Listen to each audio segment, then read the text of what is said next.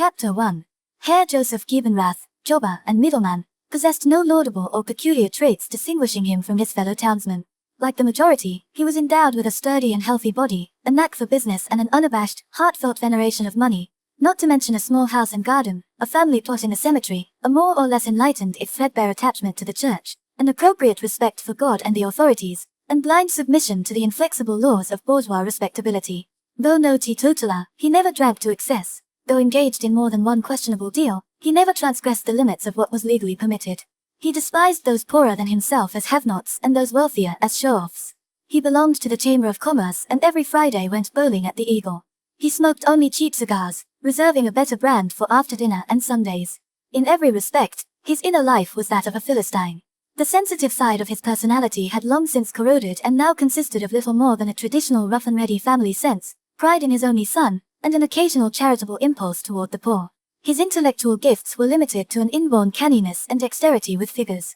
His reading was confined to the newspapers, and his need for amusement was assuaged by the amateur theatricals the Chamber of Commerce put on each year and an occasional visit to the circus. He could have exchanged his name and address with any of his neighbors, and nothing would have been different. In common with every other paterfamilias in town, and deeply ingrained in his soul, he also had this deep-seated distrust of any power or person superior to himself, an animosity toward anyone who was either extraordinary or more gifted, sensitive or intelligent than he. Enough of him. It would require a profound satirist to represent the shallowness and unconscious tragedy of this man's life. But he had a son, and there's more to be said about him. Hans Giebenrath was, beyond doubt, a gifted child. One gathered as much simply by noting the subtle and unusual impression he made on his fellow students. Their Black Forest village was not in the habit of producing prodigies. So far it had not brought forth anyone whose vision and effect had transcended its narrow confines. Only God knows where this boy got his serious and intelligent look and his elegant movements. Had he inherited them from his mother? She had been dead for years and no one remembered anything special about her, except that she had always been sickly and unhappy. As for coming from the father, that was out of the question. For once it seemed that a spark from above had struck this old hamlet which, in the 8 or 9 centuries of its existence, had produced many a stalwart citizen but never a great talent or genius. A trained observer, taking note of the sickly mother and the considerable age of the family, might have speculated about hypertrophy of the intelligence as a symptom of incipient degeneration. But the little town was fortunate in not having anyone so trained in its midst. Only the younger and more clever civil servants and teachers had heard uncertain rumors or read magazine articles about the existence of modern man. It was possible to live in this town and give the appearance of being educated without knowing the speeches in Zarathustra. The town's entire mode of existence had an incurably old-fashioned character. There were many well-founded and frequently happy marriages.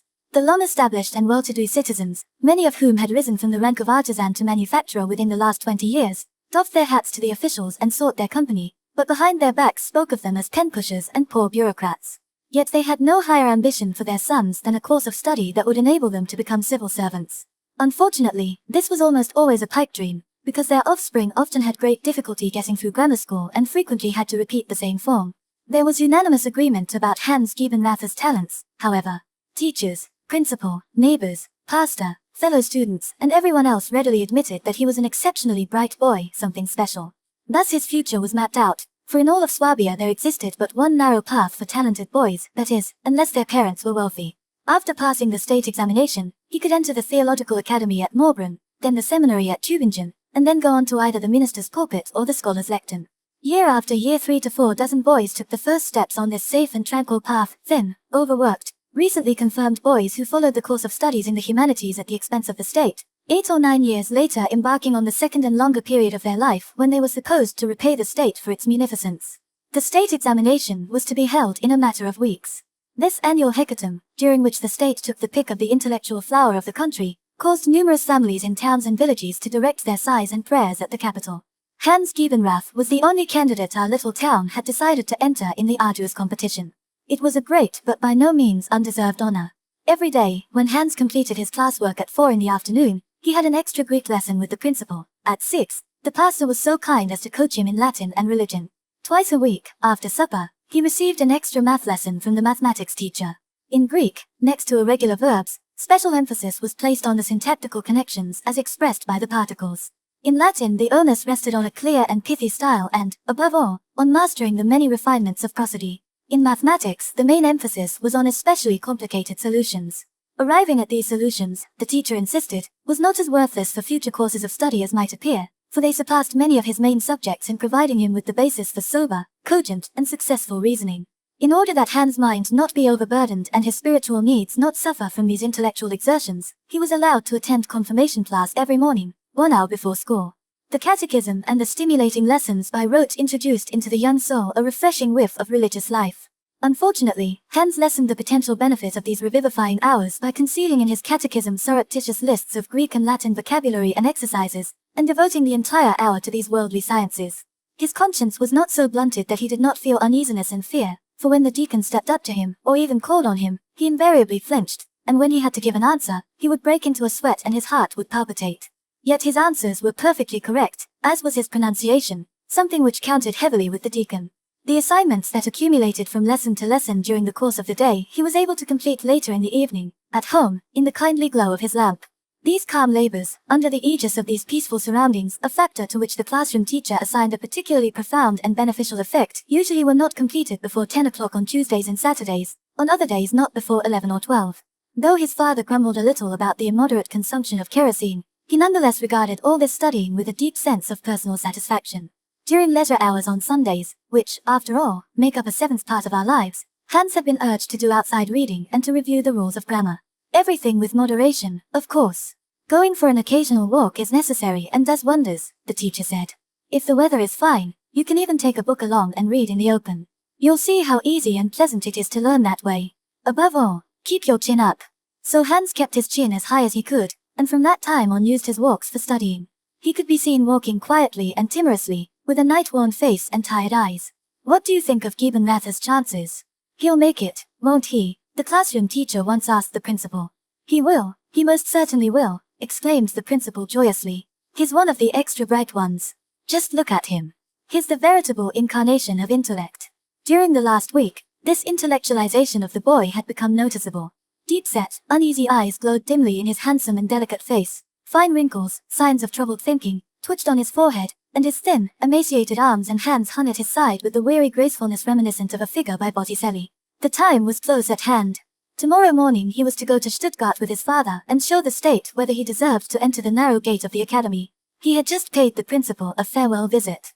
Asterisk. This evening, the feared administrator informed him with unusual mildness, you must not so much as think of a book. Promise me. You have to be as fresh as a daisy when you arrive in Stuttgart. Take an hour's walk and then go right to bed. Young people have to have their sleep. Hans was astonished to be the object of so much solicitude instead of the usual sally of admonitions, and he gave a sigh of relief as he left the school building. The big linden trees on the hill next to the church glowed wanly in the heat of the late afternoon sun. The fountains in the market square splashed and glistened. The blue-black fir and spruce-covered mountains rose up sharply behind the jagged line of roofs. The boy felt as if he had not seen any of this for a long time, and all of it struck him as unusually beautiful. True, he had a headache, but he did not have to study any more today. He ambled across the square, past the ancient city hall through the lane that led to the market, past the cutler's shop, to the old bridge. He whiled away the time walking back and forth and finally sat down on the broad balustrade. 4 months on end he had passed this spot 4 times a day without as much as glancing at the small Gothic chapel by the bridge, the river, the sluice gate, the dam or the mill, not even at the bathing meadow or the shore lined with willow trees where one tannery adjoined the other, where the river was as deep and green and tranquil as a lake and where the thin willow branches arched into the water.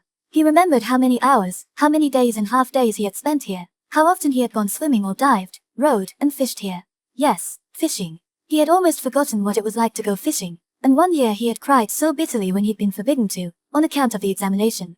Going fishing. That had been the best part of his school years. Standing in the shade cast by a willow at the edge of the tranquil spot near where the water cascaded over the dam, the play of light on the river, the fishing rod gently swaying, the rush of excitement when he had a bite and drew in his catch, the peculiar satisfaction when he held a cool fleshy fish wriggling in his hand. Hadn't he caught many a juicy carp and whiting and barbel and delicate tench and many pretty shiners? He gazed for a long while across the water. The sight of this green corner of the river made him thoughtful and sad, and he sensed that the free and wild pleasures of boyhood were receding into the past.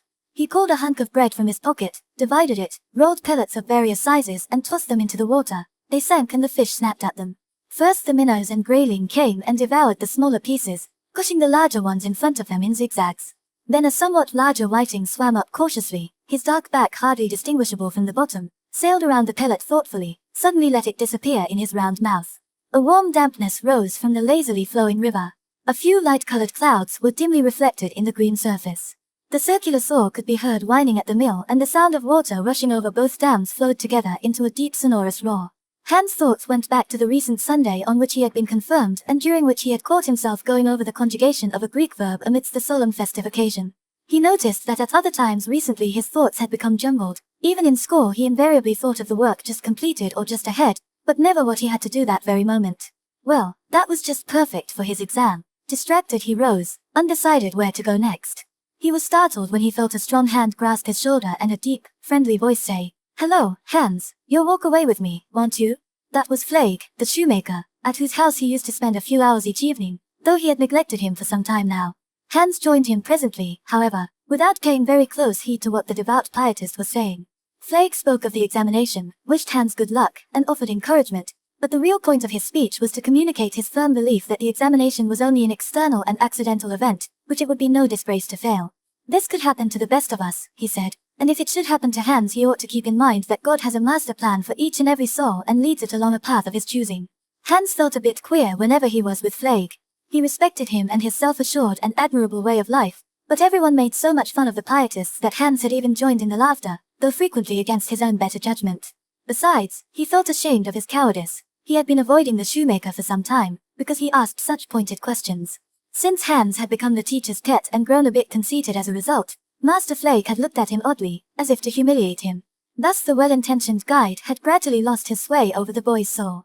For Hans was in the full bloom of boyish stubbornness and his antennae were most sensitively attuned to any unloving interference with his image of himself. Now he walked by Flake's side and listened to him, oblivious of how kindly and anxiously he was being regarded. In Crown Alley they encountered the pastor. The shoemaker gave him a curt greeting and was suddenly in a hurry. The pastor was one of the modern ones. He had the reputation of not even believing in the resurrection. This man now took Hans by the hand. "How are things?" he asked.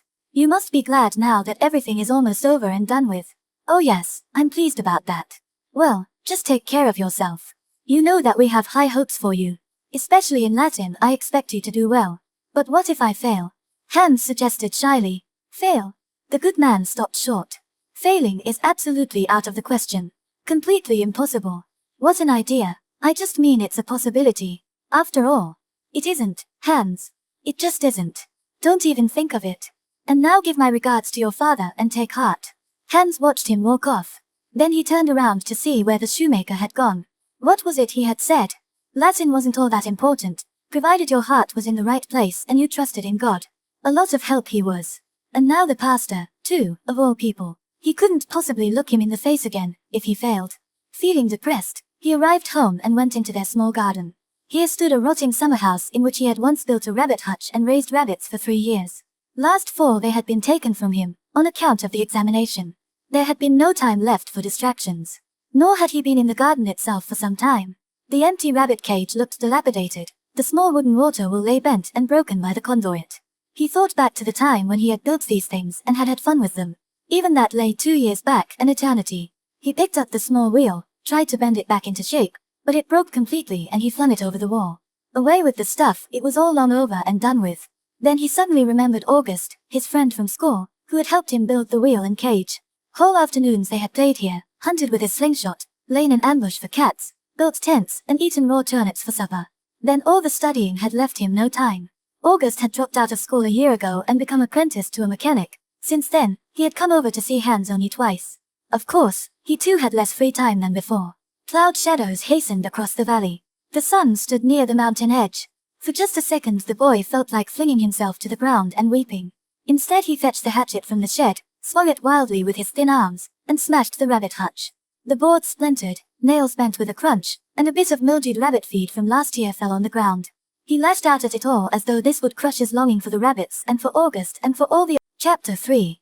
The large Cistercian monastery of Morbran is situated in the northwest of the province among wooded hills and small tranquil lakes. Extensive, solidly constructed and well preserved, the handsome old buildings provide an attractive abode. They are spectacular both inside and out, and over the centuries they have formed a whole with their beautiful, calm, green environs. If you want to visit the monastery itself, you step through a picturesque gate in the high wall onto a broad and peaceful square. A fountain with running water is at its center, and there are old, solemn trees. At both sides stand rows of solid stone houses, and in the background is the front of the main church with a large Romanesque porch, called the Paradise, of incomparable gracefulness and enchanting beauty. On the mighty roof of the church you can see a tower perched so absurdly small and pointed like a needle that it seems unbelievable it can bear the weight of the bell. The transept, itself a beautiful piece of workmanship, contains as its most precious gem an exquisite walled chapel. The monk's refectory with its noble vigorous ribbed vaulting, the oratory, parlor, lay refectory, abbot's house and 2 churches together form a compact series of buildings. Picturesque walls, bow windows, gardens, a mill and living quarters are like a decorous wreath around the sturdy and ancient buildings. The broad square lies calm and empty and, in its repose, plays with the shadows of the surrounding trees. Only between noon and 1 o'clock does a fleeting semblance of life pass over it. At that time a group of young people step out of the monastery and, losing themselves in that wide expanse, introduce movement, shouts, conversations, laughter, perhaps a little ball playing, only to disappear again at the end of that hour behind the wall without leaving a trace. It has occurred to many people while they stood on this square that it would be just the right place for the good life and for happiness, for something lively and gratifying to grow, for mature and good people to think glad thoughts and produce beautiful, cheerful works. This magnificent monastery, hidden behind hills and woods, has long been reserved for the exclusive use of the students of the Protestant Theological Academy in order that their receptive young spirits will be surrounded by an atmosphere of beauty and peace. Simultaneously, the young people are removed from the distracting influence of their towns and families and are preserved from the harmful sight of the active life. So it is possible to let them live under the definite impression that their life's goal consists exclusively of the study of Hebrew and Greek and sundry subjects and to turn the thirst of young souls toward pure and ideal studies and enjoyments. In addition, there is the important factor of boarding school life, the imperative need for self-education, the feeling of belonging together. The grant which makes it possible for the academy students to live and study here free of charge makes very sure that they become imbued with an indelible spirit by which you can recognize them forever after. It is a delicate way of branding them. With the exception of the few wild ones who break free, you can distinguish a Morgan student as such for the rest of his life. Boys who still had a mother when they entered the monastery could think back on those days with touching emotions and gratitude.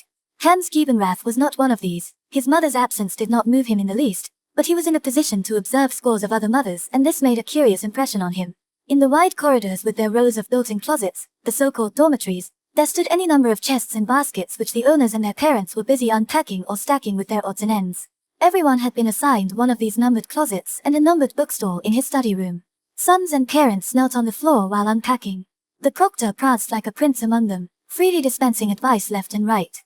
Suits were spread out, shirts folded, books stacked, shoes and slippers set out in neat rows. Most of the boys had brought the same major articles because all essentials and the clothes you had to bring were prescribed. Tin wash basins with names scratched into them were unpacked and set up in the washroom, sponges, soap dish, comb and toothbrush next to them. Each boy also brought his own lamp, a can of kerosene and a set of table utensils. The boys were busy and excited. The fathers smiled, tried to be of some help, cast frequent glances at their pocket watches, but were actually quite bored and looked for excuses to sneak off. The mothers were at the heart of all this activity. Piece by piece they unpacked the suits and underwear, smoothed out wrinkles, tugged at strings and then, after deciding on the most efficient placement of each article, distributed everything as neatly and practically as possible in the closet.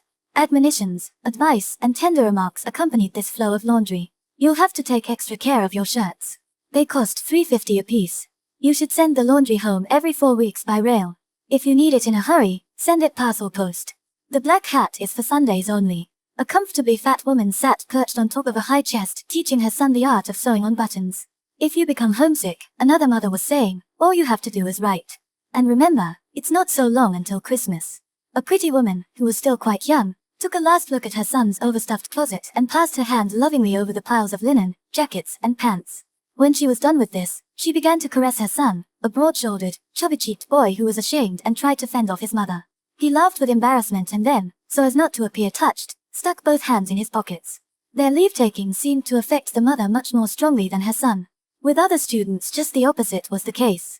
They stared dumbly and helplessly at their busy mothers, and looked as if they would just as soon return home immediately. But the fear of separation and the heightened tenderness and dependency were waging a bitter struggle in all their hearts with their shyness before onlookers and the first proud signs of their defiant masculinity. Many a boy who wanted nothing more than to burst into tears assumed an artificially careless expression and pretended that none of this mattered to him.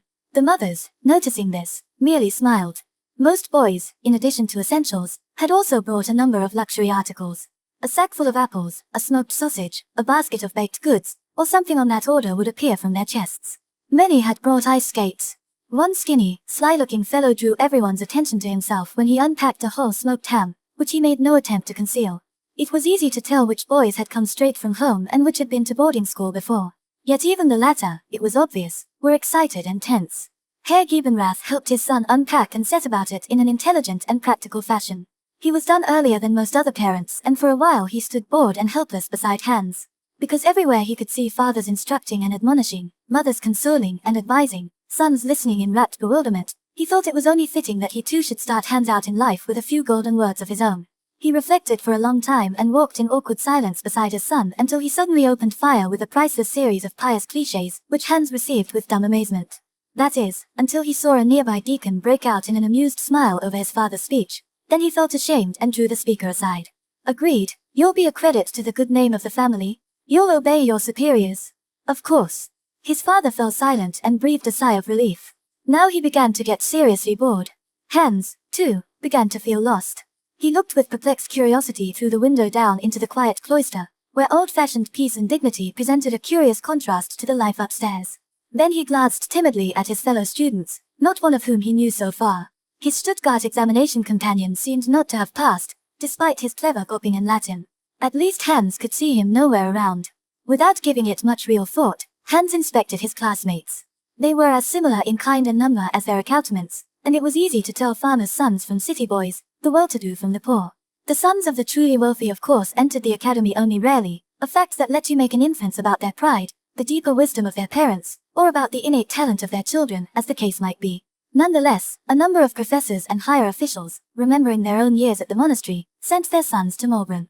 Thus you could detect many differences in cloth and cut among the 40-odd black-suited boys.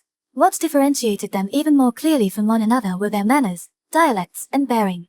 They were lanky fellows from the Black Forest, who had an awkward gait, strutting youths from the Alb, flaxen-haired, wide-mouthed, nimble lowlanders with free and easy manners, well-dressed Stuttgarters with pointed shoes and a degenerate, overly refined accent. Approximately 1/5 of this select group wore spectacles. One, a slight, almost elegant mother's boy from Stuttgart, wore a stiff felt hat and behaved very politely. He was completely unaware that his unusual decorousness had already laid the ground for future ribbing and bullying from the more daring of his companions. A more discerning observer could certainly see that this timid little group represented a fair cross-section of the youth of the land. Alongside a number of perfectly average faces, those you could spot as earnest drudges even from a distance, you discovered no lack of delicate or sturdy heads behind whose smooth brows presumably existed the still half-asleep dream of a higher life. Perhaps there was among their number one of those clever and stubborn Swabians who would push his way into the mainstream of life and make his ideas, inevitably somewhat dry and narrowly individualistic, the focal point of a new and mighty system. For Swabia supplies the world not only with a fair number of well-prepared theologians but is also graced with a traditional aptitude for philosophical speculation that on more than one occasion has produced noteworthy profits, not to mention false profits.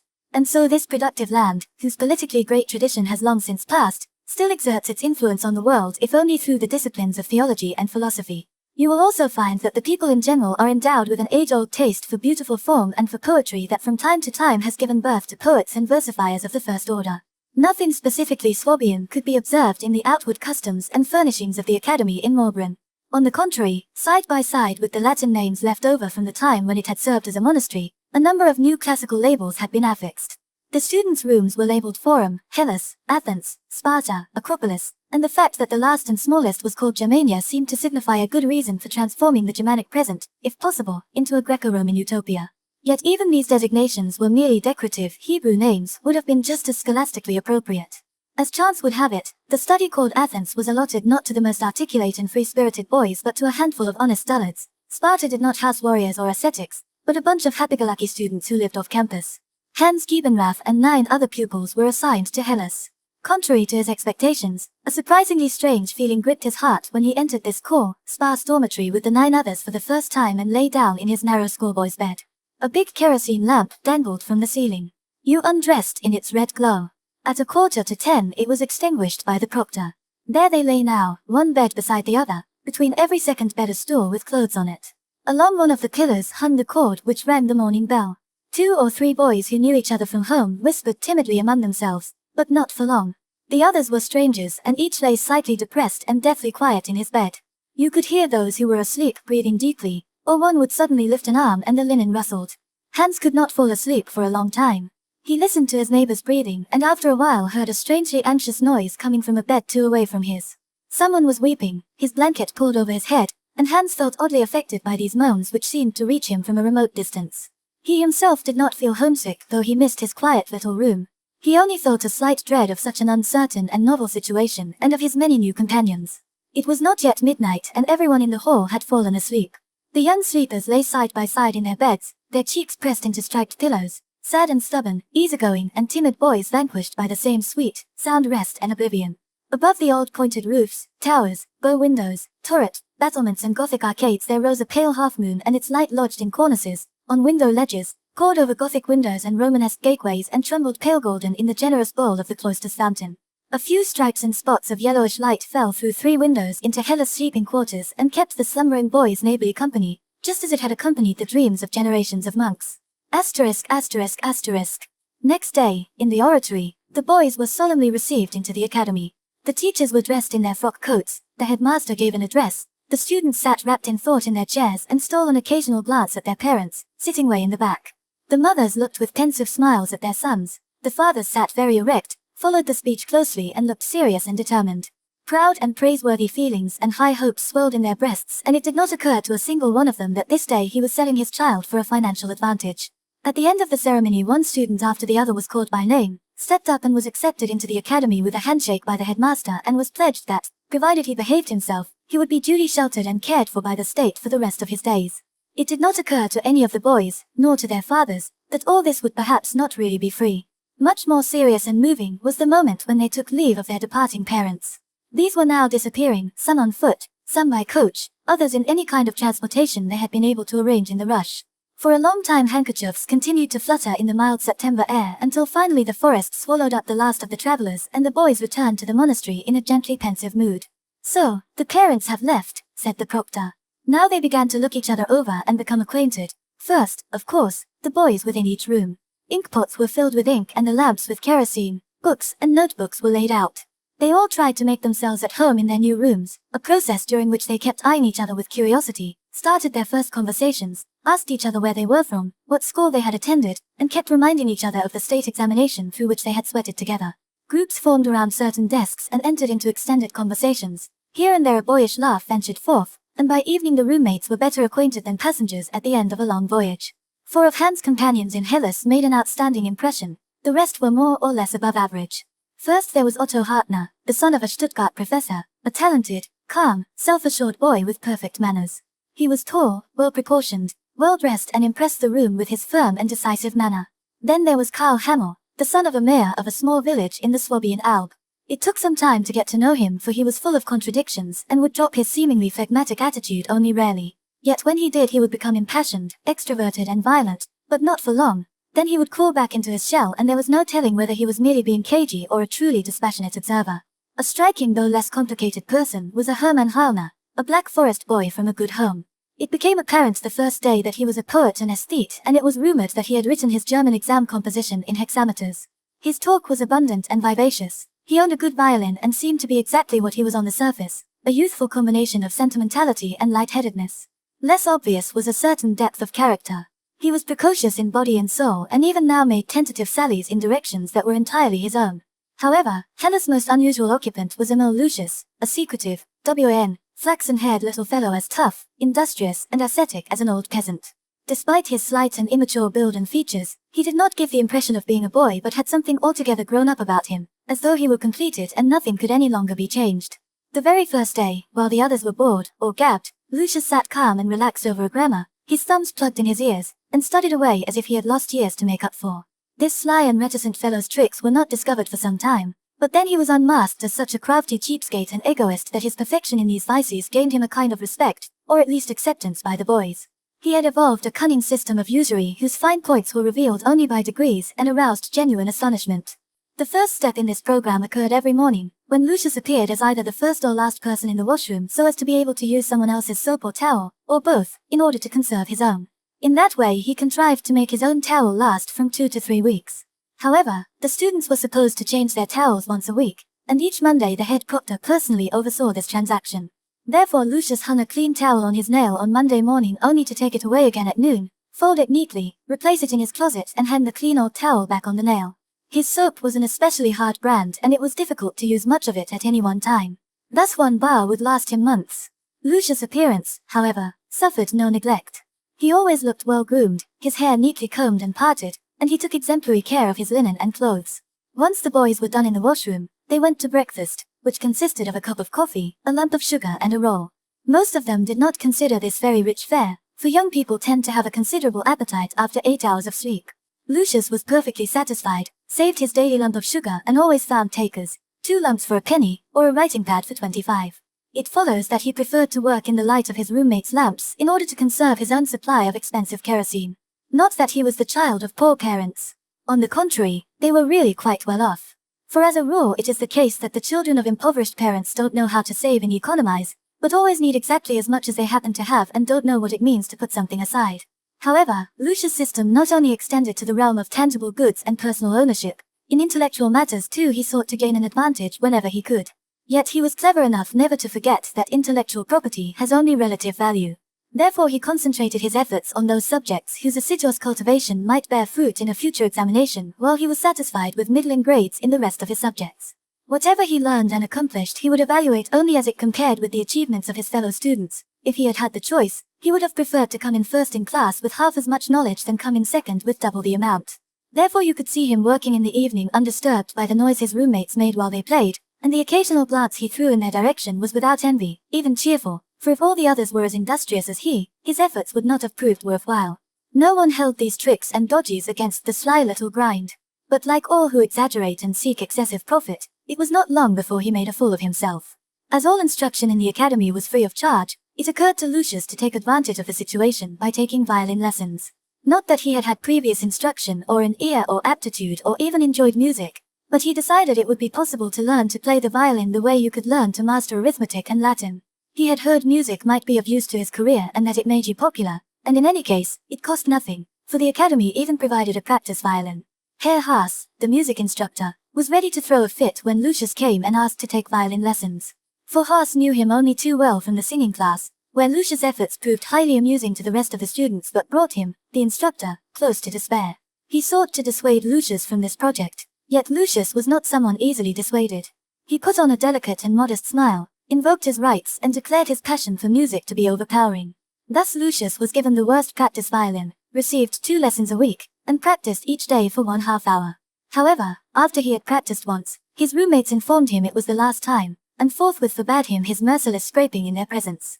From that day on Lucius and his violin moved restlessly about the monastery in search of quiet nooks to practice, and strange squeaking and whining noises would emanate to frighten anyone in the vicinity. Hauna, the poet, said it sounded as though the tortured old violin was screaming out of all its wormholes for mercy. Because Lucius made no progress, the instructor became distraught and impolite, and as a consequence Lucius practiced even more frantically, his self-satisfied shopkeeper's countenance beginning to show signs of distress. It was truly tragic. When the teacher declared him completely incompetent and refused to continue the lessons, the mad pupil next chose the piano and spent further agonizing months until he was worn out and quietly gave up struggling with this instrument. In later years, however, when the conversation turned to music he quietly hinted that he himself had learned to play the violin and the piano at one time but, due to circumstances beyond his control, had become alienated slowly but surely from these beautiful arts. Hellas therefore was often in a position to be amused by its comical occupants, for Hauna, the aesthete, also was the instigator of many ridiculous scenes. Karl Hamel played the role of the ironical and witty observer. He was 1 year older than the others, which gave him a certain advantage. Yet he was not really respected. He was moody and about once a week he felt the need to test his physical prowess in a fight and then he became wild and almost cruel. Hans Kiebenrath watched all these doings with astonishment and went his own quiet way as a good but unexciting companion.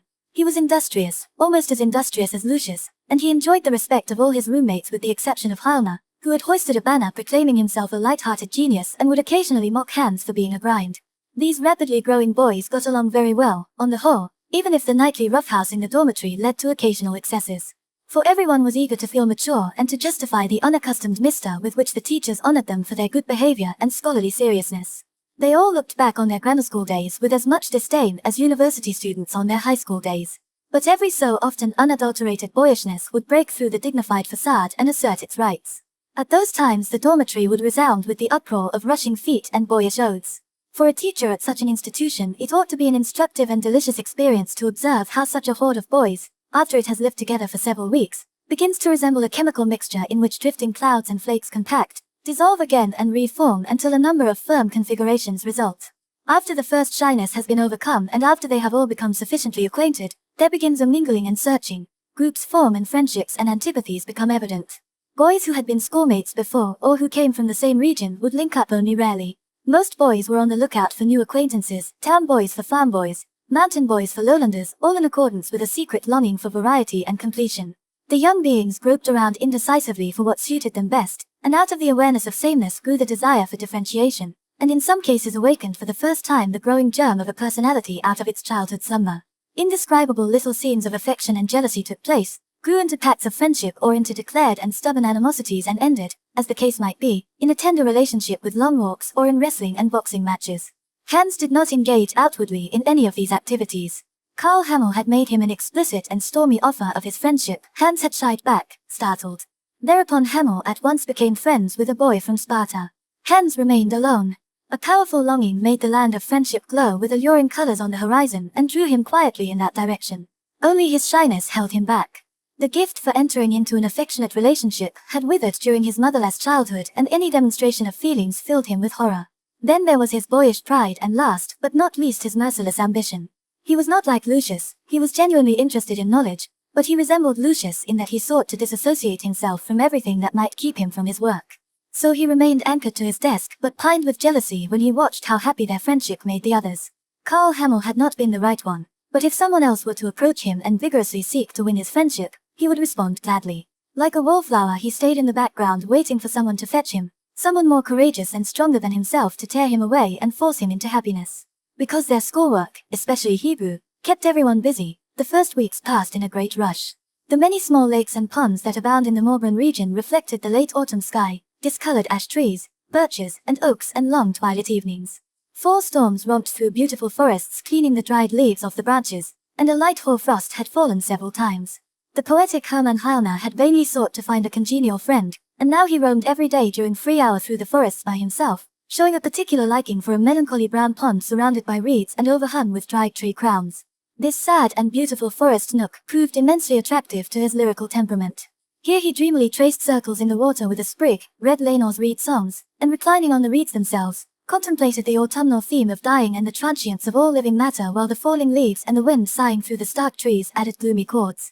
Frequently he pulled out his small black notebook to write a verse or two.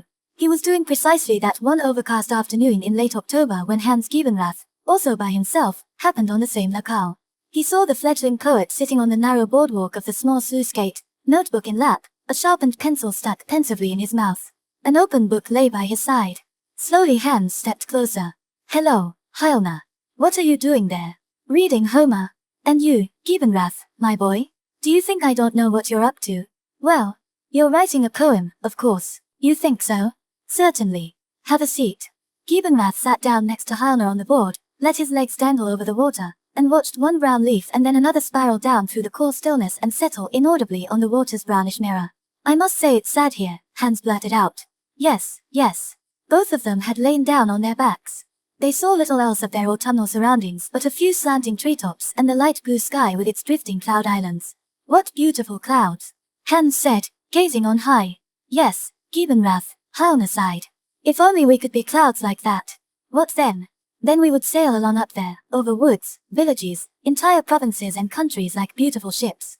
"Haven't you ever seen a ship?" "No, Heilner, have you?" "Oh yes."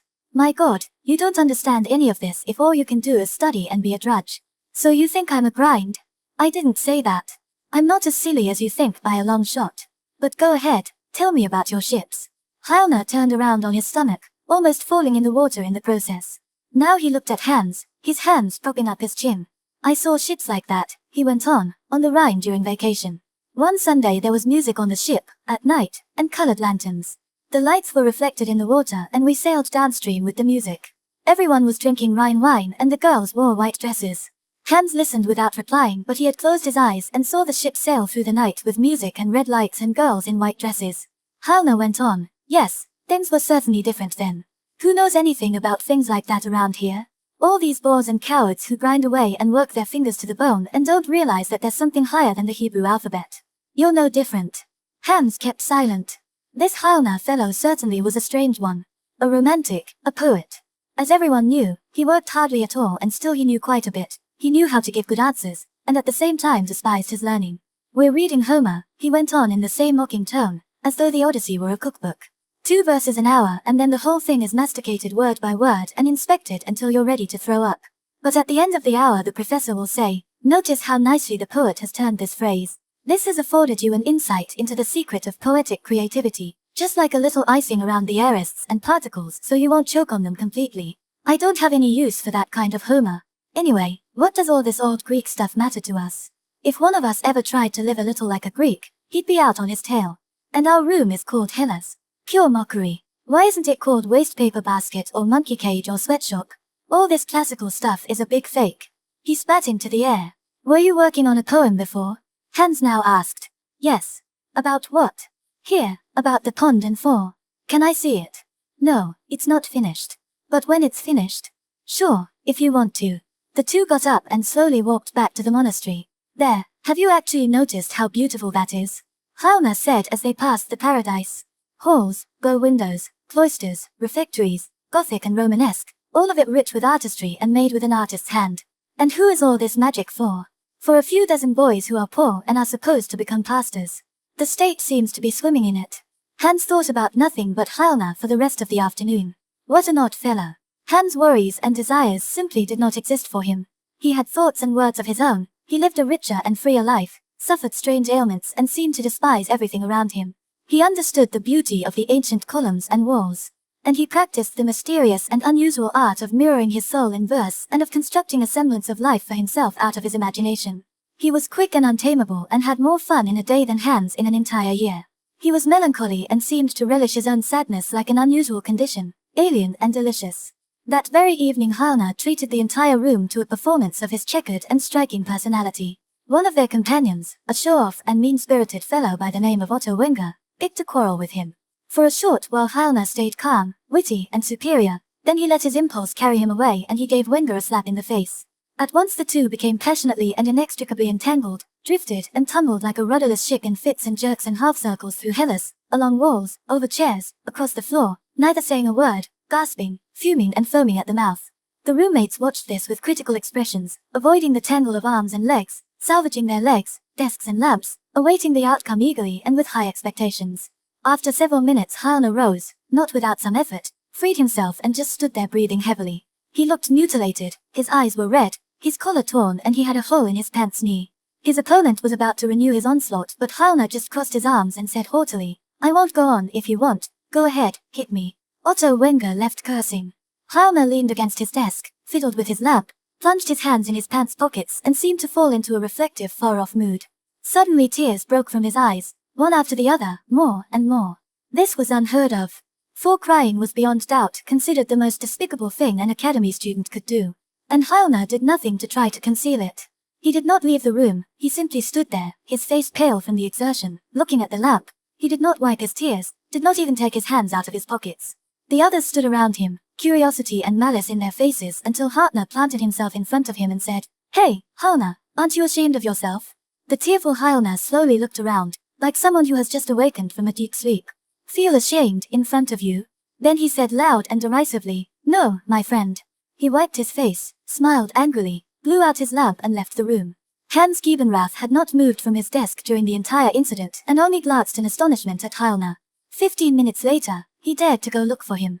He saw him sitting in the dark chilly dormitory hall in one of the deep window embrasures, immobile, gazing out into the cloister. From the back his shoulders and his narrow, sharply chiseled head looked unusually serious and unboyish. He did not move as Hans stepped up to him. After a while he asked hoarsely, without facing Hans, What's up? It's me, said Hans timidly. What do you want? Nothing. Well, in that case, why don't you leave? Hans was hurt and was about to do just that. Hauna held him back. Don't go, he said with a lightness that did not sound convincing. I didn't mean it like that. Now they faced each other and at this moment each took his first serious look at the other and tried to imagine that these boyishly smooth features concealed a particular personality and a soul of its very own. Hermann Hauna slowly extended his arm, took Hans by the shoulder and drew him to him until their faces almost touched. Then Hans was startled to feel the other's lips touch his. His heart was seized by an unaccustomed tremor. This being together in the dark dormitory and this sudden kiss was something frightening, something new, perhaps something dangerous. It occurred to him how dreadful it would be if he were caught, for he realized how much more ridiculous and shameful kissing would seem to the others than crying. There was nothing he could say, but the blood rose to his head and he wanted to run away. An adult witnessing this little scene might have derived a quiet joy from it, from the tenderly inept shyness and the earnestness of these two narrow faces, both of them handsome, promising, boyish yet marked half with childish grace and half with shy yet attractive adolescent defiance. The young students had now grown accustomed to one another. They each had formed some picture of the others and numerous friendships had been struck. There were couples who learned Hebrew verbs together or painted, went for walks or read Schiller. There were students who were bad in math but good in Latin who had paired up with students good in math but bad in Latin so as to enjoy the fruits of cooperation. But there were also friendships whose basis was a kind of contract and sharing of tangible goods. Thus the much-envied owner of the whole ham had found his better half in the person of a gardener's son from Stamheim whose closet floor was piled high with apples. Once while eating his ham he asked the gardener's son for an apple, offering him a slice of ham in exchange. They promptly sat down together, and their careful conversation revealed that there were many more hams where this came from and the apple owner too could draw freely on his father's supply. In that fashion a solid friendship came into being, one which outlasted many a more idealistic and impetuous pact. There were only a few boys who remained single, and among them was Lucius, whose acquisitive devotion to the art of music was still in full bloom at that time. There also were some badly matched pairs. Hermann Heilner and Hans Giebenrath, the light-headed and the conscientious, the poet and the grind, were regarded as possibly the most ill-matched. Although both were considered to be two of the brightest and most gifted students, Heilner enjoyed the half-mocking reputation of being a genius while Hans bore the stigma of being a model boy.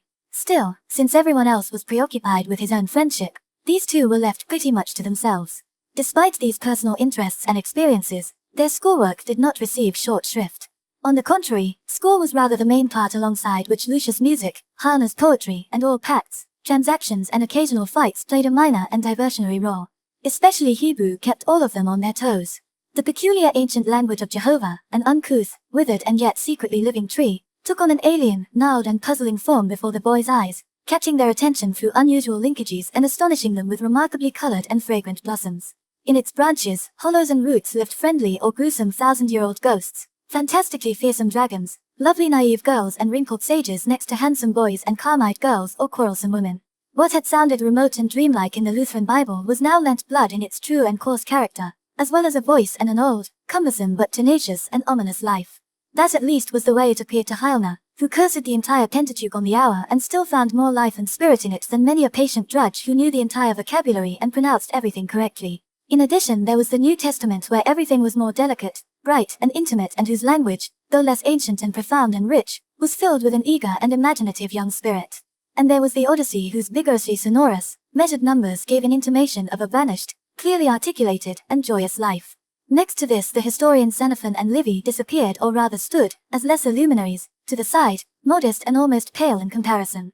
With some astonishment Hans discovered how different all things looked to his friend than to him.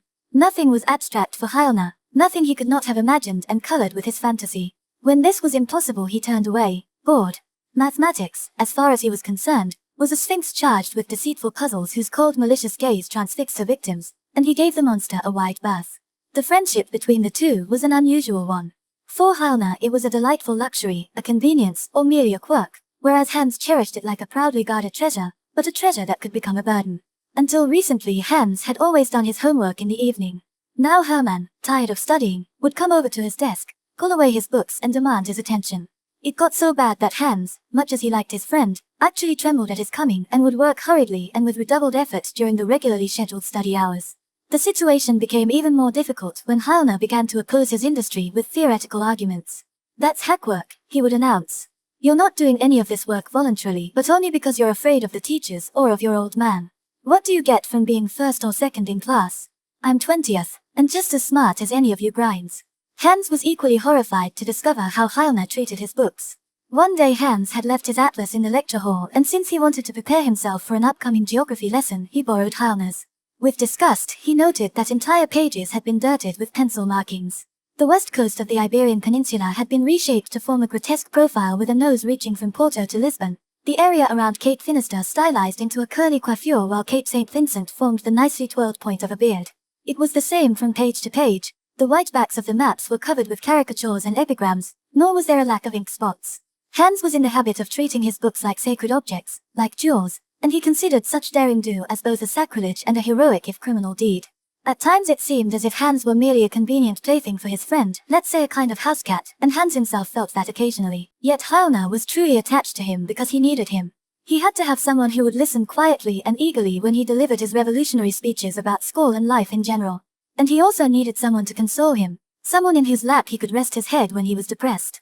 Like all such people, the young poet suffered from attacks of irrational and slightly coquettish melancholy whose causes were many, having to do with the painful transition from childhood to adolescence, with an excess of premonitions, energy and desires which, however, did not lack a goal, and also with the incomprehensible dark drives of early manhood. He had a pathological need to be pitied and fondled. Before he had come to school he had been his mother's pet, and now, as long as he was not ready for womanly love, his accommodating friend had to fulfill the role of comforter. In the evening he often came deeply depressed to Hans, abducted him from his work and asked him to go with him to the dormitory. There, in the cold hall or in the spacious, darkening oratory they walked up and down or sat shivering in an alcove. Heine then would hold forth with any number of plaintive grievances in the manner of romantic youths who have read Heine and become enraptured with a somewhat childish sorrow. This impressed Hans, though he could not quite understand it, and even infected him on occasions. The sensitive Bellesprit was particularly vulnerable to these attacks during inclement weather. His moaning and groaning would reach its apogee usually on evenings when the rain clouds of a late fall evening darkened the sky, with the moon slinking through gloomy rifts. Then he would luxuriate in oceanic moods and dissolve in melancholy which poured over the innocent Hans in the form of sighs, speeches and verse. Oppressed and pained by these agonizing scenes, Hans would plunge into his work during the remaining hours, work which became more and more difficult for him. The return of his old headaches did not surprise him particularly, but that he experienced more and more inactive, listless hours and had to force himself to do the most rudimentary things worried him deeply. He sensed how this friendship exhausted him, how a part of him which had been hale became sick. But the gloomier and more tearful Heine became, the more Hans pitied him, and the tenderer and prouder grew his awareness of being indispensable to his friend. Of course he also realized that this sickly melancholy was only the ejection of superfluous and unhealthy energies and not really an integral part of Heine, whom he admired faithfully and genuinely. When his friend recited his poetry or talked about his poetic ideals or delivered impassioned monologues from Schiller or Shakespeare, all the while gesturing dramatically, Hans felt as though Heine, due to a magic gift he himself lacked, was walking on air, moved about with supernal freedom to disappear from him and the likes of him on winged sandals like a Homeric messenger. The world of the poets had been of little importance to Hans, but now for the first time he let the force of beautiful rhetoric, deceptive images, and caressing rhymes flow over him, and his admiration for this new world fused into a single feeling of veneration for his friend. Meanwhile dark stormy November days came during which you could work at your desk for only a few hours without lamplight, and black nights during which the storm would drive huge tumbling clouds through dark heights and the wind groaned and quarreled around the ancient monastery building. The trees now had lost all their leaves, with the exception of the gnarled oaks, the royalty of a countryside rich in trees, which still rustled their dead leaves louder and more grumpily than all other trees combined.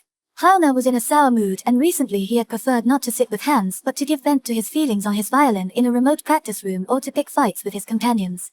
One evening as he entered the room, he found Lucius practicing before the music stand. Angrily he left. When he returned half an hour later Lucius was still going strong. "You know it's about time for you to quit," fumed Heine. "Other people would like to have a chance to practice too. Your ungodly noises are a curse anyway." Lucius would not budge. Heine began to lose his temper, and when Lucius resumed his scraping, he kicked over the music stand, the sheet music scattering on the floor, the top of the music stand slamming into Lucius' face. Lucius bent down for the music. "I'll report you to the headmaster," he said decisively. "Fine," screamed Heine, "and you can tell him too that I gave you a kick in the ass." And he was about to step into action. Lucius fled to the side and made it to the door, his antagonist in hot pursuit, and there ensued a noisy chase through the corridors, halls, across stairways to the remotest part of the monastery where the headmaster resided in calm and dignity. Heine caught up with the fugitive in front of the headmaster's study just as Lucius had knocked and stood in the open door, so Lucius received the promised kick at the last possible moment and shot like a bomb into the Holy of Holies. This was an unheard of incident. The very next morning the headmaster delivered a brilliant lecture on the subject of the degeneration of youth. Lucius listened with a thoughtful and appreciative expression while Heine was sentenced to a long period of room arrest. "Such punishment as this," the headmaster thundered at him, "has not been meted out for years and years. I am going to make very sure that you will remember it for the next 10. You others should regard Heine as a frightful example." The entire school glanced shyly at Heine, who stood there pale and stubborn and looked unblinking directly into the headmaster's eyes. Many admired him in secret. Yet at the end of the lecture, as everyone was noisily filing out, Hauna was left by himself and avoided like a leper. It took courage to stand by him now. Hans Kiebenrath did not stand by him either. It was his duty, he certainly realized this and suffered from his awareness of his cowardly behavior. Unhappy and ashamed, he hid in an alcove, not daring to raise his eyes. He felt the urge to go to his friend, and he would have given much if he could have done so without anyone noticing. But someone who has been given as serious a sentence as Hauna might as well be blackballed for the time it takes people to speak to you again. Everyone knows that the culprit will be watched and that it is risky and gives you a bad reputation if you have anything to do with him. The benefits the state bestows on its charges have to have a corresponding measure of sharp and strict discipline. The headmaster had said as much in his first address. Hans was aware of this. And in the struggle between duty to his friend and his ambition, his loyalty succumbed. It was his ambition to succeed, to pass his examination with the highest honors, and to play a role in life, but not a romantic or dangerous one. Thus he remained in his corner hideout. There was still time to do the courageous thing, but from moment to moment this became increasingly difficult, and before he had given it any real thought, his inaction had turned into betrayal. Hauna did not fail to notice it. The passionate boy felt how he was being avoided and he understood why, but he had counted on Hans. Compared to the woe and outrage, he now felt his former melancholy seemed barren and silly. For just a moment he stopped beside Kiebenrath. He looked pale and haughty and softly he said, "You're nothing but a coward, Kiebenrath, go to hell." And then he left, whistling softly, his hands stuck in his pants pockets. Fortunately, the boys were kept busy by other thoughts and activities. A few days after this incident, it suddenly began to snow. Then there was a stretch of clear frosty weather. You could enjoy snowball fights, go ice skating. Now all of them suddenly realized and discussed the fact that Christmas and their first vacation were imminent. The boys began to pay less attention to Hauna, who went about the school with his head held high, a haughty expression, talking to no one and frequently penning verses in his notebook, a notebook wrapped in black oilcloth which bore the inscription Songs of a Monk. Hoarfrost and frozen snow clung to the oaks, alders, beeches, and willows in configurations of fantastic delicacy. On the ponds the crystal-clear ice crackled in the frost. The cloister yard looked like a sculpture garden. A festive mood spread through the rooms, and the joy of anticipating Christmas even lent the two imperturbably correct professors a weak aura of benevolence. No one among the students and teachers remained indifferent to Christmas. Hauna began to look somewhat less grim and miserable, and Lucius tried to decide which books and what pair of shoes to take home with him. The letters the parents sent contained promising intimations, inquiries about favorite wishes, reports of bake day, hints about forthcoming surprises and expressions of gladness about the imminent reunion. Just before the beginning of the vacation, the entire school, particularly Hellas, witnessed another amusing incident. The students had decided to invite the teachers to a Christmas soiree in Hellas, the largest of the rooms. 1 oration, 2 recitations, a flute solo and a violin duet had been planned. But more than anything else, the boys wanted to include a humorous number in their programs. They discussed and negotiated, made and dropped suggestions without being able to agree. Then Karl Hamel casually remarked that the most amusing number might be a violin solo by Lucius. That hit the spot. A combination of promises, threats, and implications forced the unhappy musician to lend his services. The program, which the teachers received with a polite invitation, listed as a feature attraction, Silent Night, air for violin, performed by Emil Lucius, chamber virtuoso. The latter appellation was Lucius' reward for his zealous endeavors in the remote music room. Headmaster, professors, tutors, music teacher and the dean of boys were invited and all came to attend the festivities. The music teacher's forehead broke out in cold sweat when Lucius, groomed and combed and sporting a black suit he had borrowed from Hartner, stepped up to the music stand with a gently smiling modesty. Just the way he clenched his bow was an invitation to laughter, and Silent Night, under his fingers, turned into a gripping lament, a groaning, painful song of suffering. He had to start over twice, ripped and hacked the melody apart, kept the beat with his foot and labored like a lumberjack in winter. The headmaster nodded cheerfully in the direction of the music teacher, who was ashen with outrage. When Lucius lodged into the third start and got stuck this time too, he lowered his violin, turned to the audience and excused himself. "It just won't go. But I only started to play the violin this fall." "It's all right, Lucius," said the headmaster. "We are grateful to you for your efforts. Just keep at it. Per aspera ad astra." Early in the morning of the 24th of December, the dormitories resounded with noise and activity. A thick layer of finely leafed ice flowers blossomed on the window panes. The water in the wash basin was frozen and a keen wind cut across the cloister yard, but this did not bother anyone. In the dining hall large tureens steamed with coffee, and soon afterward the boys, insulated in thick coats and shawls, wandered in dark clumps across the white fields and through the hushed forest toward the remote railroad station. They were all chattering, joking, and laughing loudly, and yet each boy's unexpressed thoughts turned to secret wishes, joys, and expectations. Throughout the entire land, in towns, villages, and isolated farmhouses, they knew that parents and brothers and sisters were expecting them in warm, festively decorated rooms. For most of them, this was their first experience of taking a trip home for Christmas, and most of them were aware of being awaited with love and pride. They waited on the bitterly cold platform of the little railroad station in the middle of the forest, and at no time had they been as united, tolerant, and cheerful as now. Only Heilner remained by himself and silent, and when the train pulled into the station he waited until his fellow students had mounted before he found a compartment where he could be alone. Hans saw him once more as they changed trains at the next station, but his feeling of shame and regret vanished beneath the excitement and joy of the trip home. There he was met by a satisfied, delighted father and a table richly decked with gifts. However, the Giebenrath household could not produce a genuine Christmas atmosphere. There were no Christmas songs, no spontaneous joy in the festivities, there was no mother and no Christmas tree. Giebenrath Sr. lacked the art of celebrating a feast. But he was proud of his boy and he had not been stingy with presents. And Hans was used to the situation and did not feel that anything was lacking. People felt that he did not look well or well fed, and was far too pale, and they doubted whether he got enough to eat at the monastery. He denied this emphatically and assured everyone that he was in good shape except for his frequent headaches. The pastor assured him in this matter by telling him that he had suffered the same headaches while he was young, and thus all problems were solved. The river was frozen clear across, and during the holidays it was covered with ice skaters from morning till night.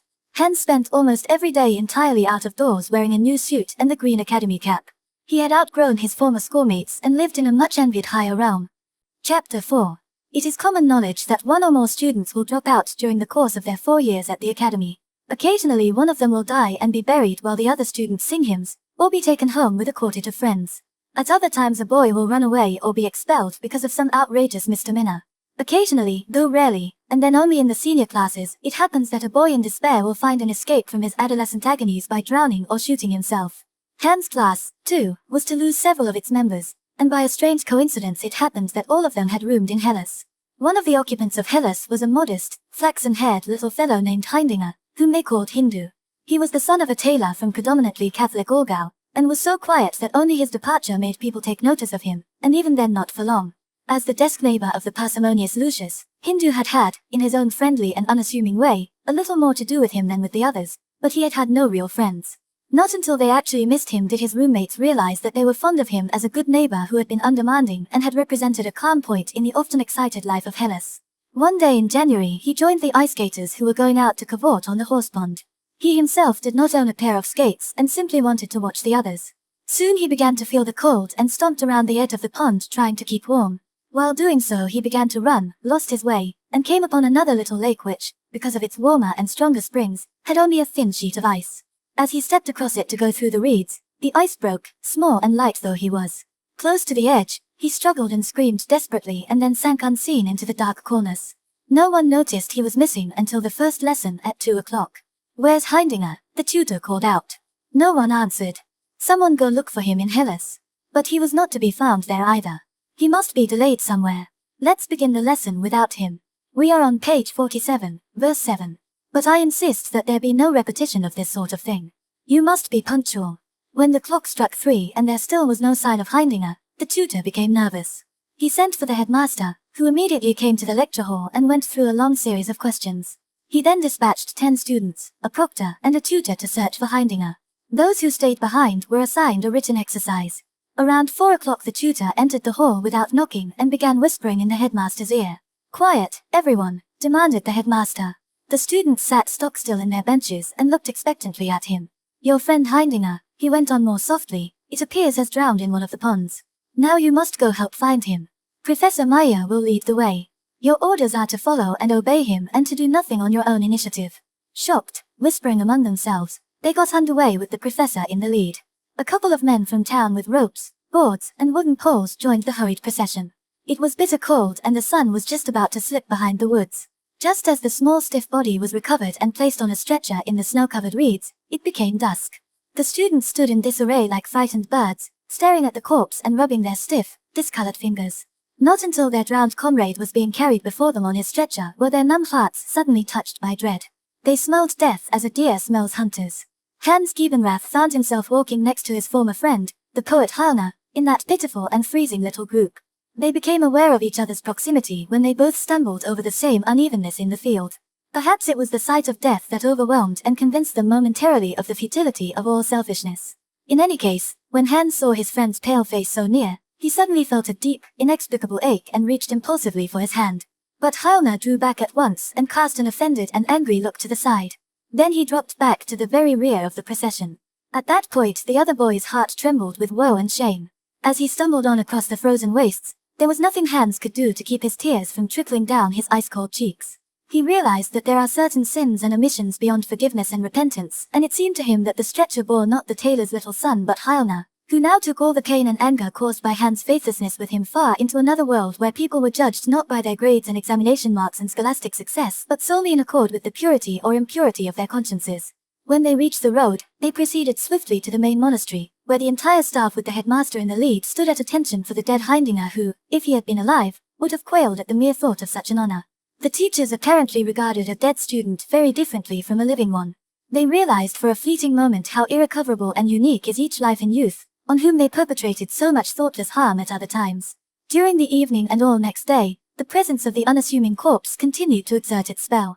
It softened, muted, and wreathed all activity and talk, so that for a brief time quarrels, anger, noise and laughter were invisible, like wood nymphs who disappear briefly from a lake, leaving it tranquil and seemingly unpopulated. When two boys discussed their drowned comrade, they now used his full name, for Hindu seemed too undignified for a dead person. The quiet Hindu, who had always been lost in the crowd, now permeated the huge monastery with his name and the fact of his death. The second day after his death his father came, stayed a few hours in the room where his son lay, was invited to tea by the headmaster, and spent the night in the Stag, a nearby inn. Then came the burial. The coffin was given a place of honor in the dormitory and the tailor from Aargau stood beside it, watching everything that was being done. He was a tailor from head to toe, skinny and angular. He wore a black dress coat with a greenish sheen to it, and narrow, skimpy trousers. In his hand he held a shabby top hat.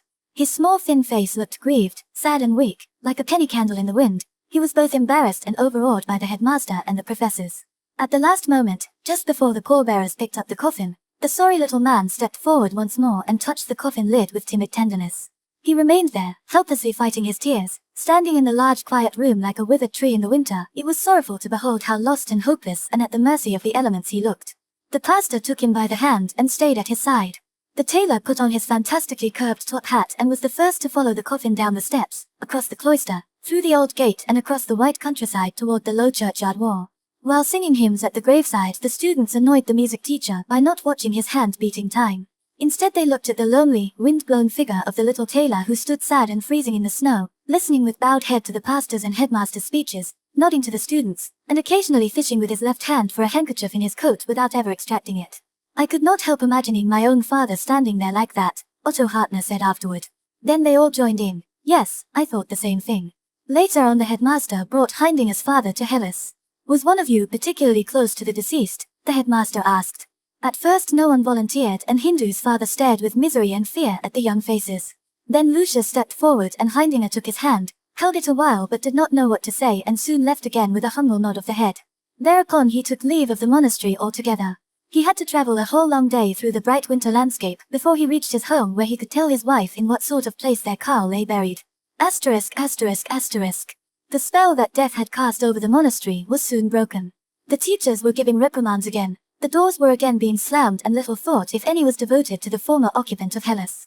Several boys had contracted colds while standing around that melancholy pond and lay in the infirmary or ran about in felt slippers with shawls wrapped around their throats.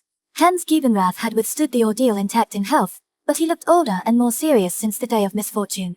Something inside him had changed. The boy had become an adolescent, and his soul seemed to have been transferred to another country, where it fluttered about anxiously, knowing no rest. This change was due not so much to shock or sorrow over Hindu's death, but to his having suddenly become aware of what he had done to Hyalna. Hyalna lay with two other boys in the infirmary. He had to swallow hot tea, and there was ample time to arrange his impressions of Heindinger's death for possible future use in his poetry. Still, he did not seem overly intent on writing poetry at the moment, for he was languishing and said hardly a word to his fellow patients. His isolation, a consequence of his prolonged room arrest, had wounded and embittered his sensitive spirit. He could not go long without communicating his feelings and thoughts. The teachers kept a sharp eye on him as a dissatisfied troublemaker, the students avoided him, the tutors treated him with mocking goodwill, and his friends Shakespeare, Lenore and Schiller showed him a different, mightier and more spectacular world than his present oppressive and humiliating surroundings. His monk songs, which at first had struck only a melancholy note of isolation, gradually turned into a collection of bitter and hate-filled verses about the monastery, his teachers, and fellow students. He took sour pleasure in his martyrdom, derived satisfaction from being misunderstood, and felt like a young juvenile with his ruthlessly irreverent monk's verses. 8 days after the burial, when the 2 others had recuperated and Hyalna was alone in the infirmary, Hans paid him a visit. His greeting sounded timid as he pulled a chair to the bedside and reached for Hyalna's hand. Hyalna turned morosely toward the wall and seemed quite unapproachable.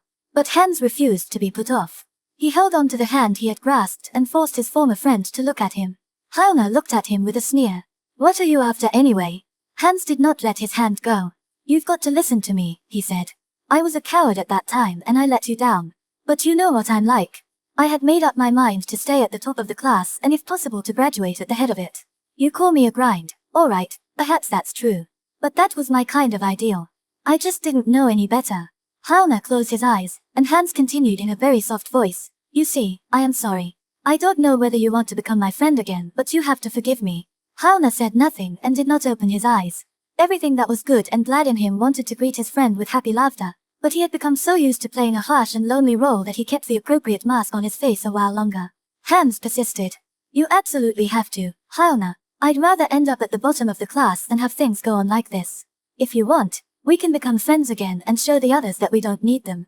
At that point Hyalna returned the pressure of Hans' hand and opened his eyes. After a few days, he too left the infirmary. The newly fashioned friendship caused considerable excitement in the monastery. The 2 friends were to experience some very unusual weeks together, weeks during which they did not actually have any significant experiences but were filled with a strangely happy feeling of belonging together and being of one mind. This was different from their old friendship. The long separation had changed both of them. Hans had become gentler, warmer, more enthusiastic. Hyalna had grown more vigorous and masculine, and both had missed each other so much that their reunion seemed to them like a great experience and a delicious gift. Both of these precocious boys shyly, though unconsciously, tasted in their friendship the intimation of the delicate secrets of a first love affair. In addition, their pact had the harsh charm of their growing masculinity and the equally harsh spice of defying the entire student body, whose numerous friendships were still harmless games. The students disliked Hyalna and could not understand Hans. The more intimate and happier Hans became with his friend, the more alienated he became from school. The new sensation of happiness rushed through his blood and thoughts like young wine, and Livy and Homer lost all importance and attraction by comparison. The teachers watched in horror as their model student turned into a problem child and succumbed to the bad influence of the dubious Hyalna.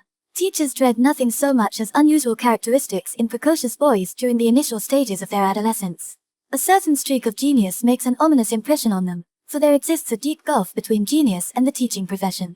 Anyone with a touch of genius seems to his teachers a freak from the very first.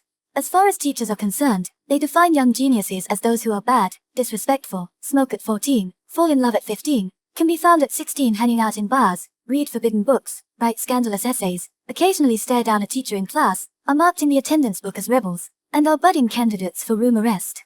A schoolmaster will prefer to have a couple of dumb heads in his class than a single genius, and if you regard it objectively, he is of course right. His task is not to produce extravagant intellects but good Latinists, arithmeticians, and sober decent folk. The question of who suffers more acutely at the other's hands, the teacher at the boys, or vice versa, who is more of a tyrant, more of a tormentor, and who profanes parts of the other's soul, student or teacher, is something you cannot examine without remembering your own youth in anger and shame. Yet that is not what concerns us here. We have the consolation that among true geniuses the wounds almost always heal. As their personalities develop, they create their art in spite of school. Once dead, and enveloped by the comfortable nimbus of remoteness, they are paraded by the schoolmasters before other generations of students as showpieces and noble examples. Thus the struggle between rule and spirit repeats itself year after year from school to school.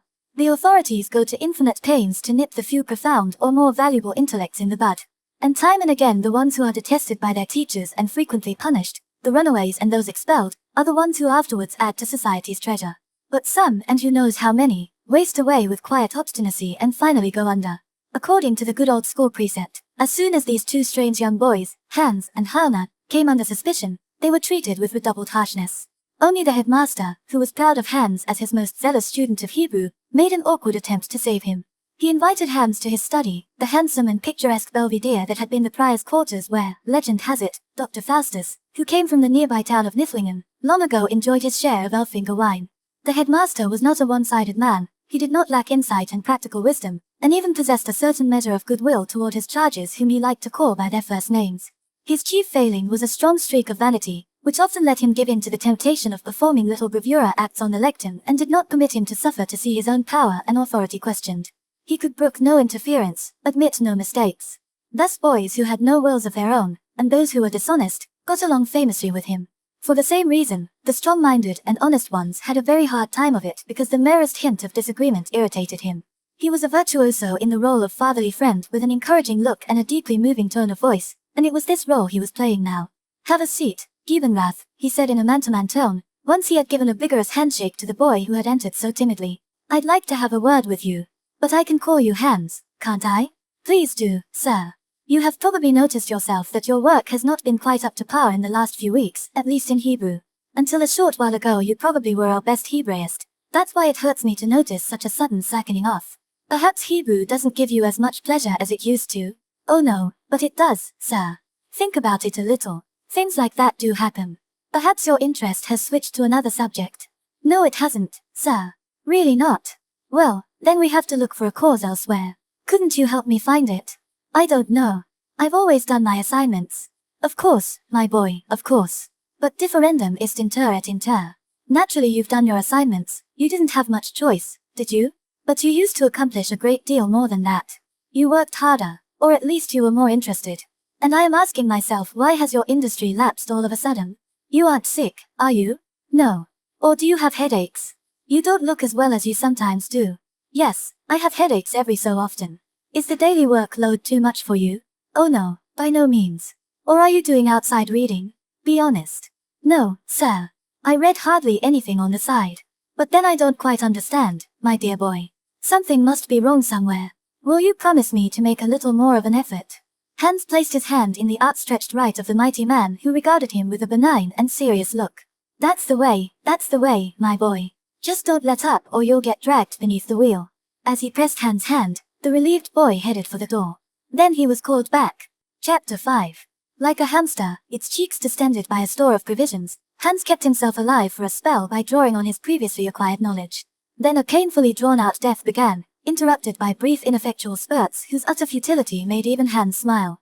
He now stopped torturing himself uselessly, gave up on Homer and algebra as he had on the Pentateuch and on Xenophon, and watched with disinterest how his teacher's valuation sank step by step, from good to fair, from fair to satisfactory, and finally to zero. When he did not have a headache, which was rare, he thought of Hermann Heilner. Wide-eyed, he dreamed his light-headed dreams and existed for hours on end as if he were only half awake. To the growing annoyance of his teachers, he had recently begun to reply to them with a good-natured, humble smile. Weidrich, a friendly young tutor, was the only one distressed at the sight of this smile, and he treated the failing boy with sympathetic forbearance. The rest of the staff expressed indignation, punished Hans by not calling on him, or tried to rouse his sleeping ambition with occasional sarcasm. In case you're awake, might I trouble you to translate this sentence? The headmaster's state of indignation was nothing if not dignified. The vain man had the gift of the significant glance and was quite beside himself when Gibenrath countered his majestically threatening roll of the eyes with a meek, submissive smile. It finally got on the headmaster's nerves. "Wipe the abysmally stupid smile from your face. You've more reason to weep." A letter from Hans' father, beseeching him to improve, made a deeper impression. The headmaster's letter to Papa Gibenrath had frightened him out of his wits. His letter to Hans consisted of a collection of every encouraging and morally outraged cliché at the good man's disposal. It also revealed, though indirectly, a note of plaintive misery that distressed his son. All these conscientious guides of youth, from the headmaster to Father Gibenrath, professors and tutors, regarded Hans as an impediment in their path, a recalcitrant and listless something which had to be compelled to move. No one, except perhaps Weidrich, the sympathetic tutor, detected behind the slight boy's helpless smile the suffering of a drowning soul casting about desperately. Nor did it occur to any of them that a fragile creature had been reduced to this state by virtue of school and the barbaric ambition of his father and his grammar school teacher. Why was he forced to work until late at night during the most sensitive and precarious period of his life? Why purposely alienated from his friends in grammar school? Why deprived of needed rest and forbidden to go fishing? Why instilled with a shabby ambition? Why had they not even granted him his well-deserved vacation after the examination? Now the overworked little horse lay by the wayside, no longer of any use. Toward summer the district doctor once more diagnosed Hans' difficulties as a nervous disorder, due principally to his growing. Hans was told to convalesce during vacation, eat well, run about the woods, and he would soon be better. Unfortunately, it never came to that. 3 weeks before summer vacation, Hans was given a sharp tongue-lashing by a professor during the afternoon lesson. While the professor shouted, Hans sank back in his bench, began to tremble and burst into a prolonged fit of weeping, disrupting the entire lesson. He spent the next half-day in bed. The day following, he was asked during math class to draw a geometric figure on the board and demonstrate its proof. He stepped forward, but at the blackboard he felt dizzy, drew crazily with chalk and ruler, then dropped them, and when he bent down to pick them up, he fell to the floor, unable to get up. The district doctor was quite put out that his patient should indulge in such tricks. He ventured a cautious opinion, ordering an immediate sick leave and calling in a nerve specialist. "That fellow will end up having St. Vitus's dance," he whispered to the headmaster, who nodded and found it expedient to change his facial expression from the previous ungracious angry look to a paternal and sympathetic one, something which came easily to him and fit him well. He and the doctor each wrote a letter to Father Giebenrath, put them in the boy's pocket, and sent him home. Then the headmaster's anger changed to profound concern. What was the Stuttgart school board, so recently upset by the Halner case, to think of this new misfortune? To everyone's astonishment, he even dispensed with a lecture suitable to the occasion, and during Hans' last hours in school treated him with an almost ominous affability. It was self-evident to him that Hans would not return after his sick leave. This student, who had fallen so far behind, could not possibly make up the weeks and months he had missed even if he recovered completely. Although he bade Hans a hearty goodbye with an encouraging, "I hope we'll see you back here soon," whenever he entered Hellas and caught sight of the 3 empty desks, he felt a certain measure of embarrassment. He had trouble suppressing the thought that part of the blame for the disappearance of the 2 talented boys might yet be attached to him. But as he was a courageous and upright man, he eventually succeeded in dispelling these useless and gloomy doubts. The monastery with its churches, gateway, gables, and towers sank away behind the departing academician with his small suitcase, and in the place of woods and ranges of hills the fertile orchards of Baden's borderland appeared. Then came Pforzheim, and after that the first of the blue-black spruce-covered hills of the Black Forest, intersected by many valleys and streams. It seemed bluer and cooler, holding more than the usual promise of shady bliss. Hans contemplated the changing and increasingly familiar landscape with pleasure, until he drew near his hometown. Then he remembered his father, and a deep anxiety about his reception thoroughly ruined what little relief the trip home had afforded him. The trip to Stuttgart and the first trip to Moorbrunn and all their expectation, excitement, and anxiety came back to mind. What use had it all been? Like the headmaster, he realized that he would never return. This was the end of his academy days and of his studies, and all ambitious hopes. Yet the thought did not really sadden him now, only the fear of his disappointed father, whose hopes he had betrayed, weighed heavily on his heart. He longed for only one thing at present, to rest, to sleep, to cry, to dream as much as he wanted, to be left in peace. And he was afraid he would not be able to do this at home with his father. At the end of the trip, he had such a violent headache that he stopped looking out the window even though the train was passing through his favorite region, whose heights and forest he had roamed with such passion at one time. He almost failed to get off at the familiar railroad stop. He stood there now, umbrella and suitcase in hand, while his father inspected him. The headmaster's last report had changed his disappointment and indignation into boundless fear. He had pictured Hans as hollow-cheeked and completely enfeebled. He found him looking thin and weak, but still walking on his own 2 legs. He felt a little easier now, but the worst thing was his secret dread of the nervous condition the headmaster and doctor had mentioned. No one in his family had ever suffered from nervous disorders. They always spoke of persons so afflicted with uncomprehending mockery or scornful pity, in the way they talked about lunatics. Now his own Hans was coming home with something like that. The first day home the boy was glad to have been spared recriminations. Then he began to notice the shy and anxious care his father took of him with such obvious effort on his part. Occasionally he also became aware of his father casting peculiarly probing looks in his direction, regarding him with an unholy curiosity and speaking to him in a muted hypocritical tone of voice, observing him only when he thought Hans would not notice. The upshot of this was that Hans became even more timid. A vague fear of his own condition began to torment him. When the weather was fine, he would lie for hours in the forest, and he felt soothed by this. A pale shadow of his former boyhood bliss touched his injured soul, pleasure in flowers and in insects, in observing birds or tracking animals. But this was short-lived. Most of the time he stretched out listless in the moss, suffered from headaches and vainly tried to think of something until daydreams returned to transport him into another realm. Once he had a dream. He saw his friend Heilner, laid out on a stretcher. When he tried to approach, the headmaster and the teachers kept pushing him back, and whenever he advanced, they gave him short, painful jabs.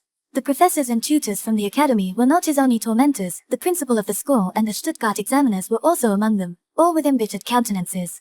Suddenly the scene changed and the drowned Hindu lay on the stretcher, his comical father in his high top hat standing bow-legged by his side. There was another dream. He was running in the forest looking for Heilner. He kept spotting him at a great distance among the trees, but whenever he was about to shout his name he saw him disappear. Finally Helena stopped, let him approach and then said, "Hey, you know, I have a sweetheart."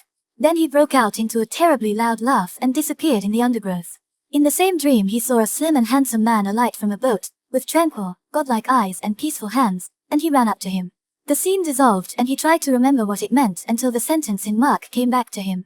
Straight away they knew him, they ran up to him. Now he had to remember what form was and what the present tense, infinitive, perfect and future of the verb were. He had to conjugate it in the singular, dual and plural, and he began to panic whenever he got stuck. When he came to himself again, he felt as if his head was sore inside. When his face involuntarily took on his old guilty and resigned smile, he instantly heard the headmaster say, "Wipe that grin from your face." All in all, Hans' conditions showed little improvement despite the few days during which he felt better. On the contrary, everything was still going downhill with him. The family doctor, who had treated his mother and pronounced her dead and who attended his father when he came down with gout, pulled a long face and put off making a diagnosis from one day to the next. During these weeks Hans realized for the first time that he had had no friends during his last 2 years in grammar school. Some of his former companions had left town altogether, and others, he noticed, had become apprentices. With none of them did he have anything in common, there was nothing he wanted from any of them, and none of them bothered with him. His old principal twice addressed a few friendly words to him. The Latin teacher and the pastor would give him a friendly nod when they met him on the street, but Hans was no longer any concern of theirs.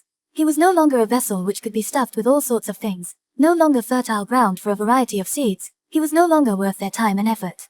Perhaps it would have helped him if the pastor had shown some interest in him. But what should the pastor have done?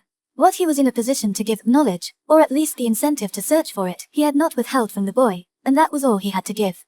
He was not one of those pastors whose competence in Latin is in doubt and whose sermons are drawn from well-known sources, but to whom you gladly turn in troubled times because of their kind eyes and the friendly words they have for all who suffer. Nor was Papa Gibenrath a friend or consoler, even if he made an effort to conceal his anger and disappointment from Hans. Thus the boy felt abandoned, unloved. He sat around in the small garden sunning himself, or lay in the woods and gave himself up to his dreams or tormenting thoughts.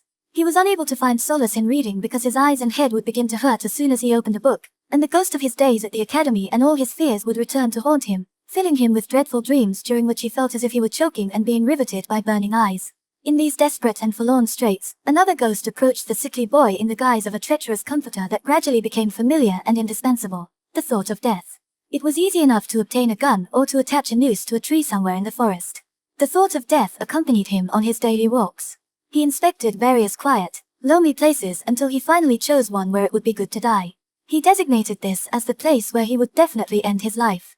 He visited it time and again, and sitting there derived peculiar pleasure from imagining how they would soon find his corpse there. He not only chose a branch for the rope but had tested it, no further obstacles stood in his way. Little by little he composed a brief farewell letter to his father and a much longer one to Hermann Heilner. They were to be found on his corpse.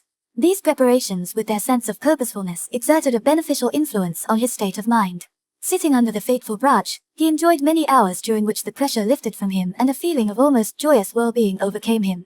He did not really know why he hadn't hanged himself long ago. His mind was made up, he had passed the death sentence on himself, and this made him feel so well that in the meantime he did not scorn in these his last days the enjoyment of sunshine and his solitary dreams in the way you do before setting out on a long trip. He could leave any day he chose, everything was settled. And he took particular and bitter satisfaction in lingering voluntarily for a while in his old surroundings, looking into the faces of people who had no idea of his dangerous resolve. Whenever he encountered the doctor, he could not help thinking, "Well, my friend, I'd almost like to be around to see the face you'll make." Fate allowed him to enjoy his gloomy intentions. She watched him every day sipping a few drops of joy and zest from the cup of death.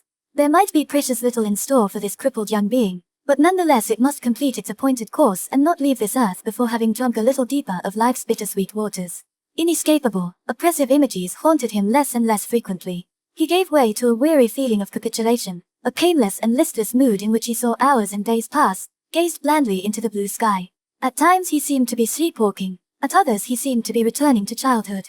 Once he sat beneath the spruce in their little garden, enveloped in a lazy twilight mood, and hummed, without being aware of it, the same old verses over and over to himself, verses he remembered from his grammar school days.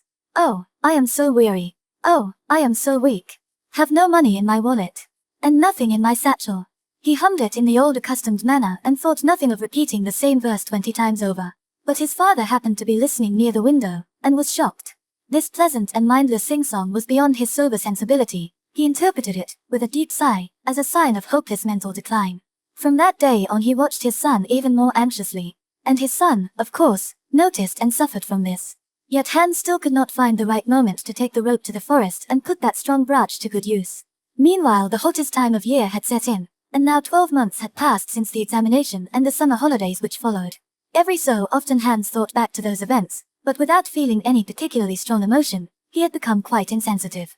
He would have liked to go fishing again but dared not ask his father for permission. Yet whenever he came near the water and stood any length of time in a place where no one could see him, his eyes eagerly followed the movement of the dark, noiseless fish as they swam about. It was agony to realize that he could not go fishing. Every day toward evening he walked a stretch down river to go swimming. Because he always had to pass by Inspector Gessler's little house, he discovered by chance the return of Emma Gessler, on whom he had such a crush 3 years ago. He cast a curious eye at her a few times, but he no longer much cared for her. She had been a finely built delicate girl at that time. Now she had grown heavy, her movements were angular, her modern hairdo looked far too adult and disfigured her completely. Nor did long dresses suit her, and her attempt to look ladylike was decidedly unfortunate. Hans found her ridiculous, but at the same time he felt sorry for her when he remembered how peculiarly sweet and dark and warm he had felt whenever he had seen her. Indeed, everything had been completely different, so much more beautiful, so much livelier. It had been such a long time since he had known anything but Latin, history, Greek, examinations, academy and headaches. In those days his books contained fairy tales, cops and robbers. The mill he had constructed in the garden had been running, and in the evening he had listened to Lise tell her wild stories in the gateway of Naskeld's house. At that time he had regarded his old neighbor Grossjohann, nicknamed Garibaldi, as a murderer and robber and had dreamed of him. Throughout the year he had always looked forward to something or other every month. Haymaking, clover mowing, the first day you could go fishing, catch crayfish, pick hops, shake plums off the trees, burn weeds in potato fields, and the first day of threshing. In between there had been Sundays and holidays. There had been so many things that mysteriously attracted him. Houses, little alleys, haylofts, wells, fences. People and animals of every kind had been familiar and dear to him or fascinating. When he had gone hop-picking he listened to the older girls and memorized some of the verses they sang, most of them light and funny but a few oddly sorrowful. All of that had come to an end without his even noticing it. First the evenings with Lise had been no more, then fishing for minnows on Sunday mornings, then the reading of fairy tales and so on, one thing after the other, including hop-picking and the mill in the garden. Where had it all gone? And what happened was that the precocious boy experienced an unreal second childhood during this period of illness. His sensibility, robbed of its real childhood, now fled with sudden yearning back to those already dimming years and wandered spellbound through a forest of memories whose vividness was perhaps of an almost pathological nature. He relived these memories with no less intensity and passion than he had experienced them in reality before. His betrayed and violated childhood erupted like a long pent-up spring. When a tree is pulled, it will sprout new shoots nearer its roots. A soul that is ruined in the bud will frequently return to the springtime of its beginnings and its promise-filled childhood, as though it could discover new hopes there and ready the broken threads of life. The shoots grow rapidly and eagerly, but it is only a sham life that will never be a genuine tree. This is what was happening to Hans Giebenrath, so let us accompany him into his childhood land of dreams. The Giebenrath house stood near the old stone bridge on a corner between two entirely different streets. The first of these streets, to which the house actually belonged, was the longest, widest, most dignified in town. It was called Tannery Street. The second street led up a steep hill, was short, narrow and miserable. It was named Falcon after an age-old inn that had long since been shut down, whose sign had displayed a falcon. In house after house on Tannery Street there lived good, solid, well-established families, people who owned their own houses, had their own pews in church, whose gardens rose in terraces steeply uphill and whose fences, all overgrown with yellow broom, bordered on the railroad right-of-way that had been laid out in the 1870s. For splendor and respectability, nothing could compare with Tannery Street except the town square, where church, courthouse, county administration, town hall and vicarage was situated with unalloyed dignity and lent this little town a certain nobility, the illusion of being a city. Tannery Street, though lacking such official attributes, consisted of old and new middle-class dwellings with impressive doors, old-fashioned half-timbered houses with brightly decorated gables.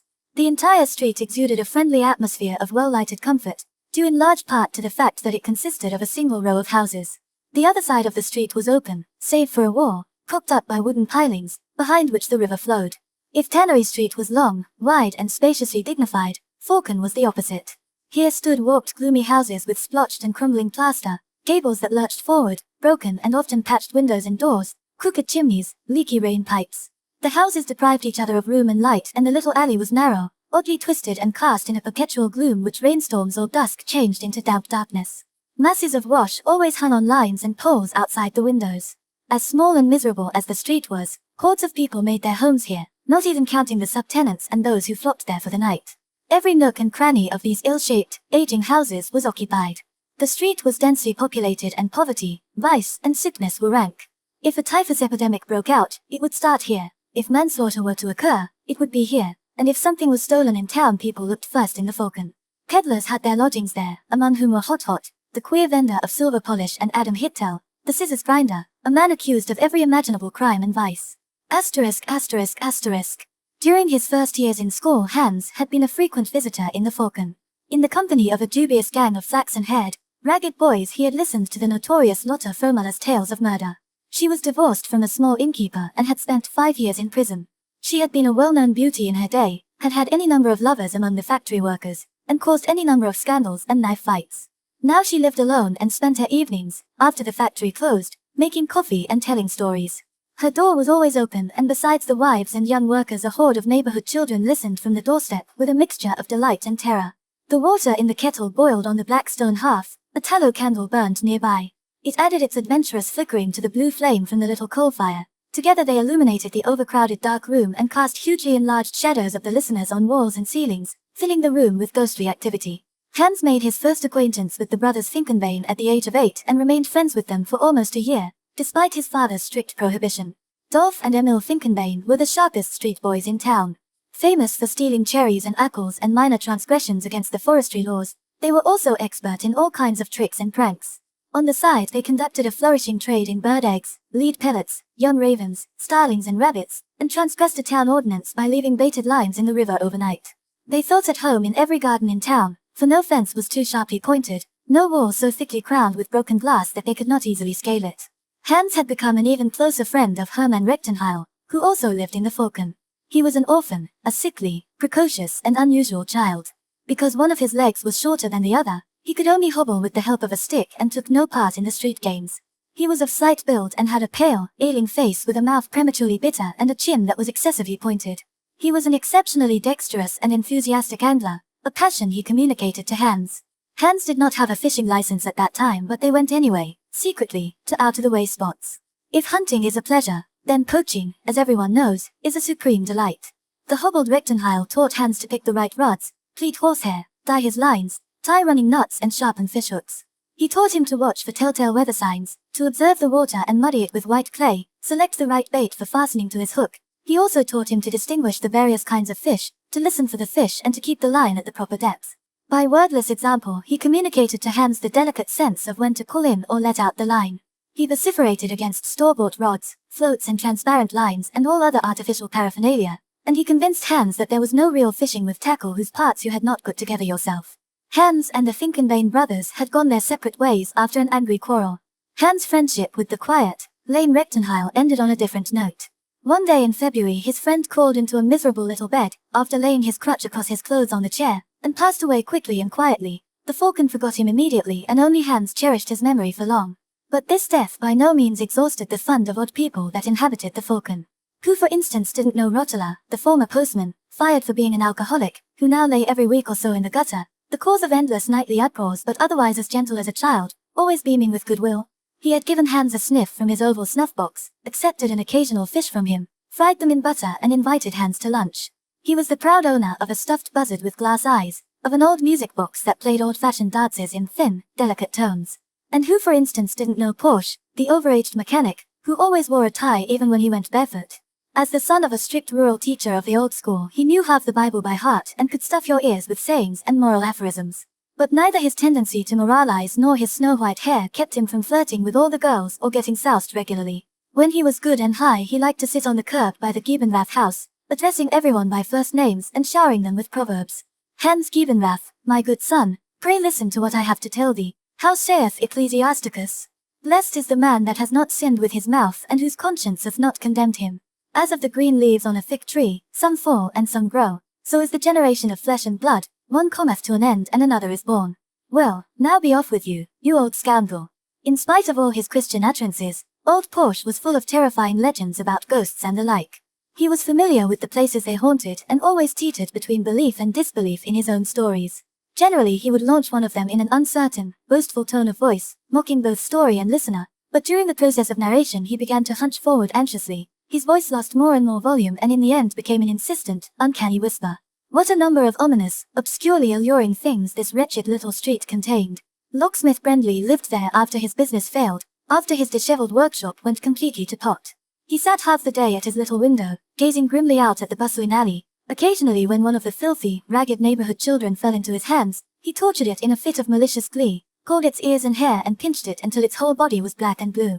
Yet one day he was found hanging from his banister on a piece of zinc wire, looking so hideous that no one dared come near him until old Porsche, the mechanic, cut the wire with metal shears from behind, whereupon the corpse, tongue protruding, plunged head over heels down the stairs into the midst of the horrified spectators. Every time Hans stepped from the well-lighted broad Tannery Street into the dank darkness of Falcon, its peculiarly cloying air caused a marvelously gruesome sense of oppression, a mixture of curiosity, dread, bad conscience, and blissful intimation of adventure. The Falcon was the only place where a fairy tale, a miracle, or an unspeakable act of horror might happen, where magic and ghosts were credible, even likely, and where you could experience the very same painfully delicious shudder that comes with reading sagas, or the scandalous Reutlinger folktales, which teachers confiscate and which recount the wicked deeds and punishments of villains like Sonnenwurtel, Schinderhannes, the Postmichel, Jack the Ripper, and similar sinister heroes, criminals, and adventurers.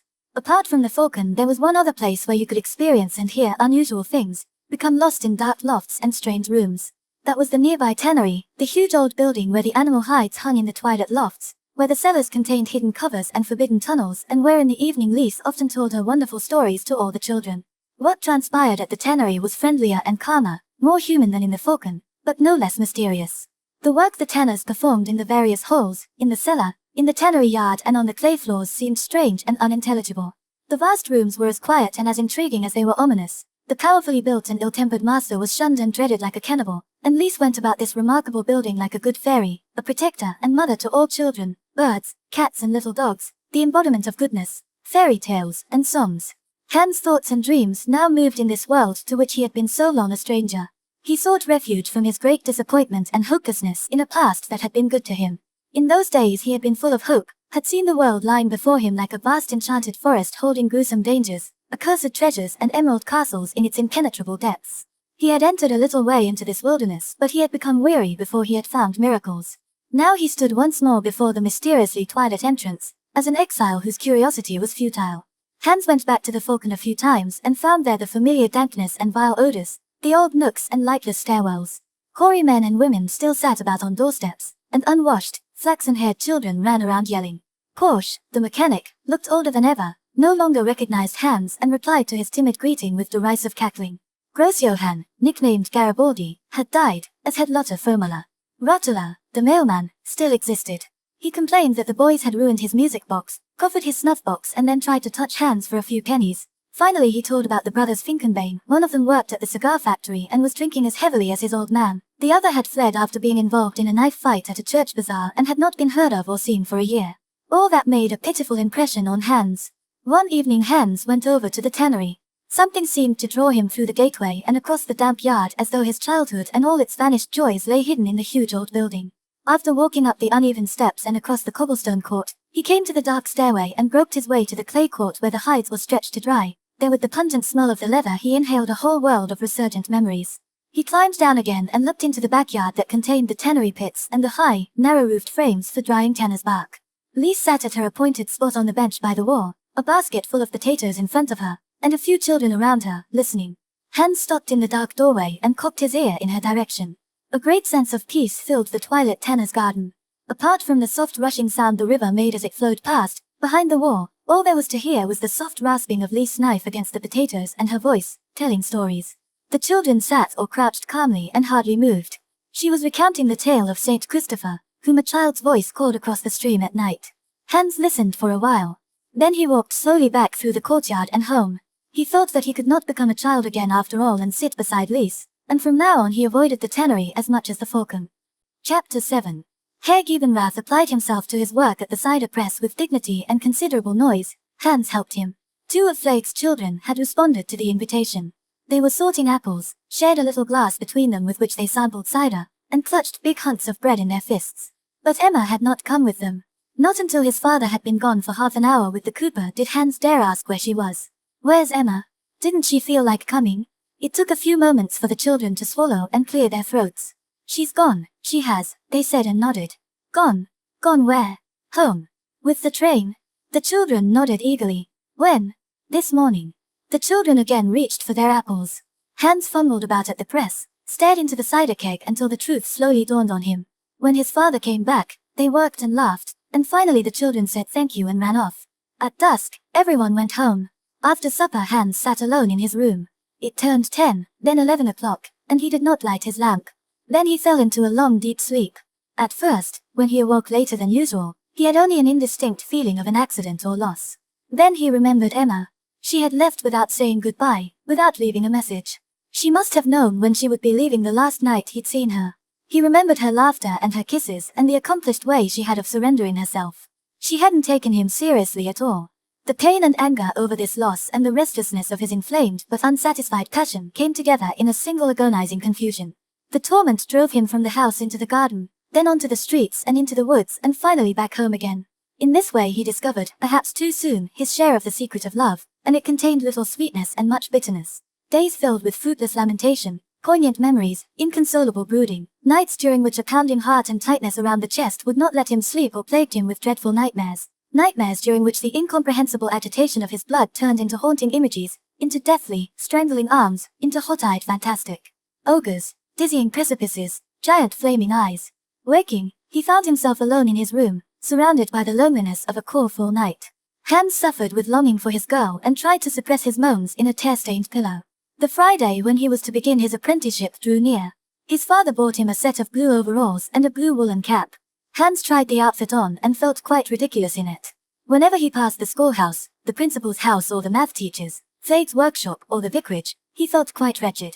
So much effort, so much pride and ambition and hope and dreaming, and all for nothing.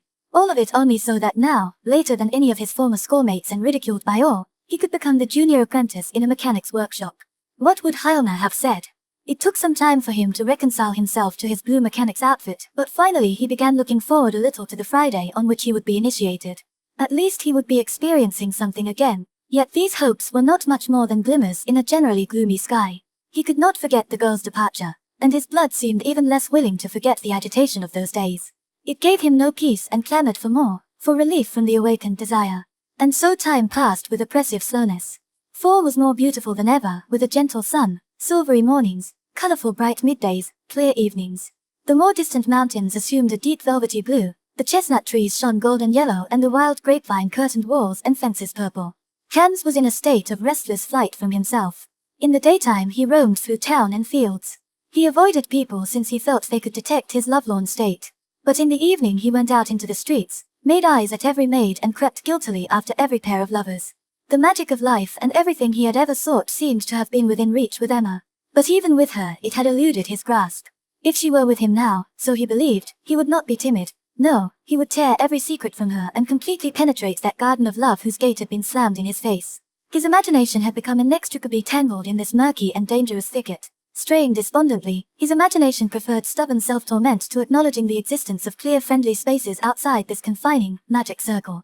In the end he was glad when the dreaded Friday arrived. With no time to spare in the morning, he donned his new blue outfit and cap and walked down Tanner Street, a little timidly, towards Tudor's workshop. A few acquaintances looked at him inquisitively and one even asked, "What's happened, you becoming a locksmith?" The shop already resounded with the din of work. The master himself was busy forging.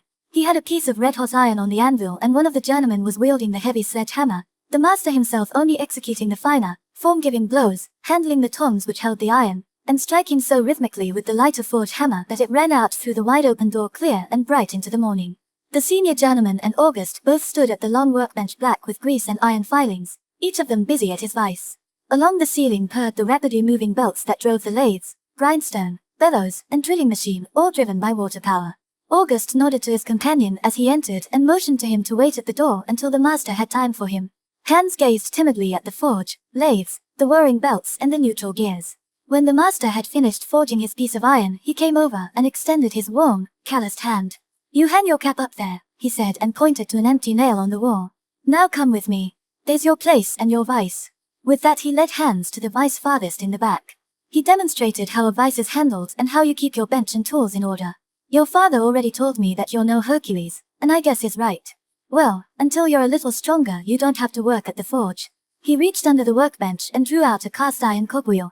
You can start on that. The wheel is still rough from the casting and has little knobs and ridges all over. They've got to be filed off, otherwise the fine tools will be ruined later on. He clamped the wheel into the vise, picked up an old file and showed Hans how it was done. Well, now you take it from here. But don't you use any other of my files. That'll keep you busy till lunch break. Then you can show it to me. And while you're working, don't pay attention to anything but your instructions. An apprentice doesn't need to have ideas of his own. Hans started to file. Stop, shouted the master. Not like that. You put your left hand on top of the file. Or are you a lefty? No. Well, all right. It'll work out somehow. He went back to his vise, the one nearest the door, and Hans tried to do his best. As he made his first strokes, he was surprised how soft the ridges were and how easily they came off. Then he realized that only the topmost brittle coating was flaking off and the granular iron he had to file off was underneath. He pulled himself together and kept on filing. Not since the days of his boyhood hobbies had he tasted the pleasure of seeing something concrete and useful take shape under his hands. Not so fast, shouted the master over the din. You've got to file in rhythm. 1 2, 1 2, and press on it, or you'll ruin the file. The oldest of the journeymen had to go to the lathe, and Hans could not keep from glancing in his direction. A drill bit was fitted into the chuck, the belt was moved into position, and the shining drill buzzed while the journeyman severed a hair-thin glinting steel shaving from it. All around lay tools, pieces of iron, steel and brass, half-completed jobs, shining little wheels, chisels, drills, drill bits and oars of every shape and size. Next to the forge hung the hammers, top and bottom tools, anvil, tongs, and soldering irons. Along the walls lay rows of files and cutting files. Along the shelves lay oil rags, little brooms, emery files, iron saws and oil cans, soldering fluid, boxes with nails and screws. Every moment someone or other had to go to the grindstone. Hans noted with satisfaction that his hands were already black and hoped that his overalls would follow suit, for they still looked ridiculously new and blue next to the black and patched outfits of the others. Later on in the morning, people coming from the outside brought even more activity into the shop. Workers came from the nearby garment factory to have small parts ground or repaired. A farmer came and asked about a mangle of his they were repairing and cursed blasphemously when it was not ready. Then a smartly dressed factory owner came and the master took him to a room off to the side.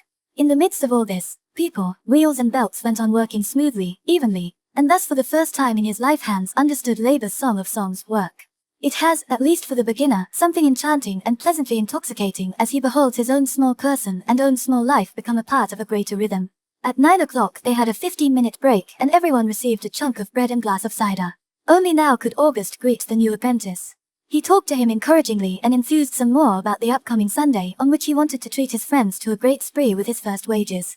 Hans asked him what kind of wheel that was which he was filing smooth and was told that it was part of the watchworks of a tower clock. August was about to demonstrate the part it would play in the mechanism when the senior journeyman picked up his file again and they all quickly went back to their places. Between 10 and 11 Hans felt himself tiring. His knees and his right arm ached a little. He kept shifting his weight from one leg to the other and surreptitiously stretched his limbs, but it did not help much.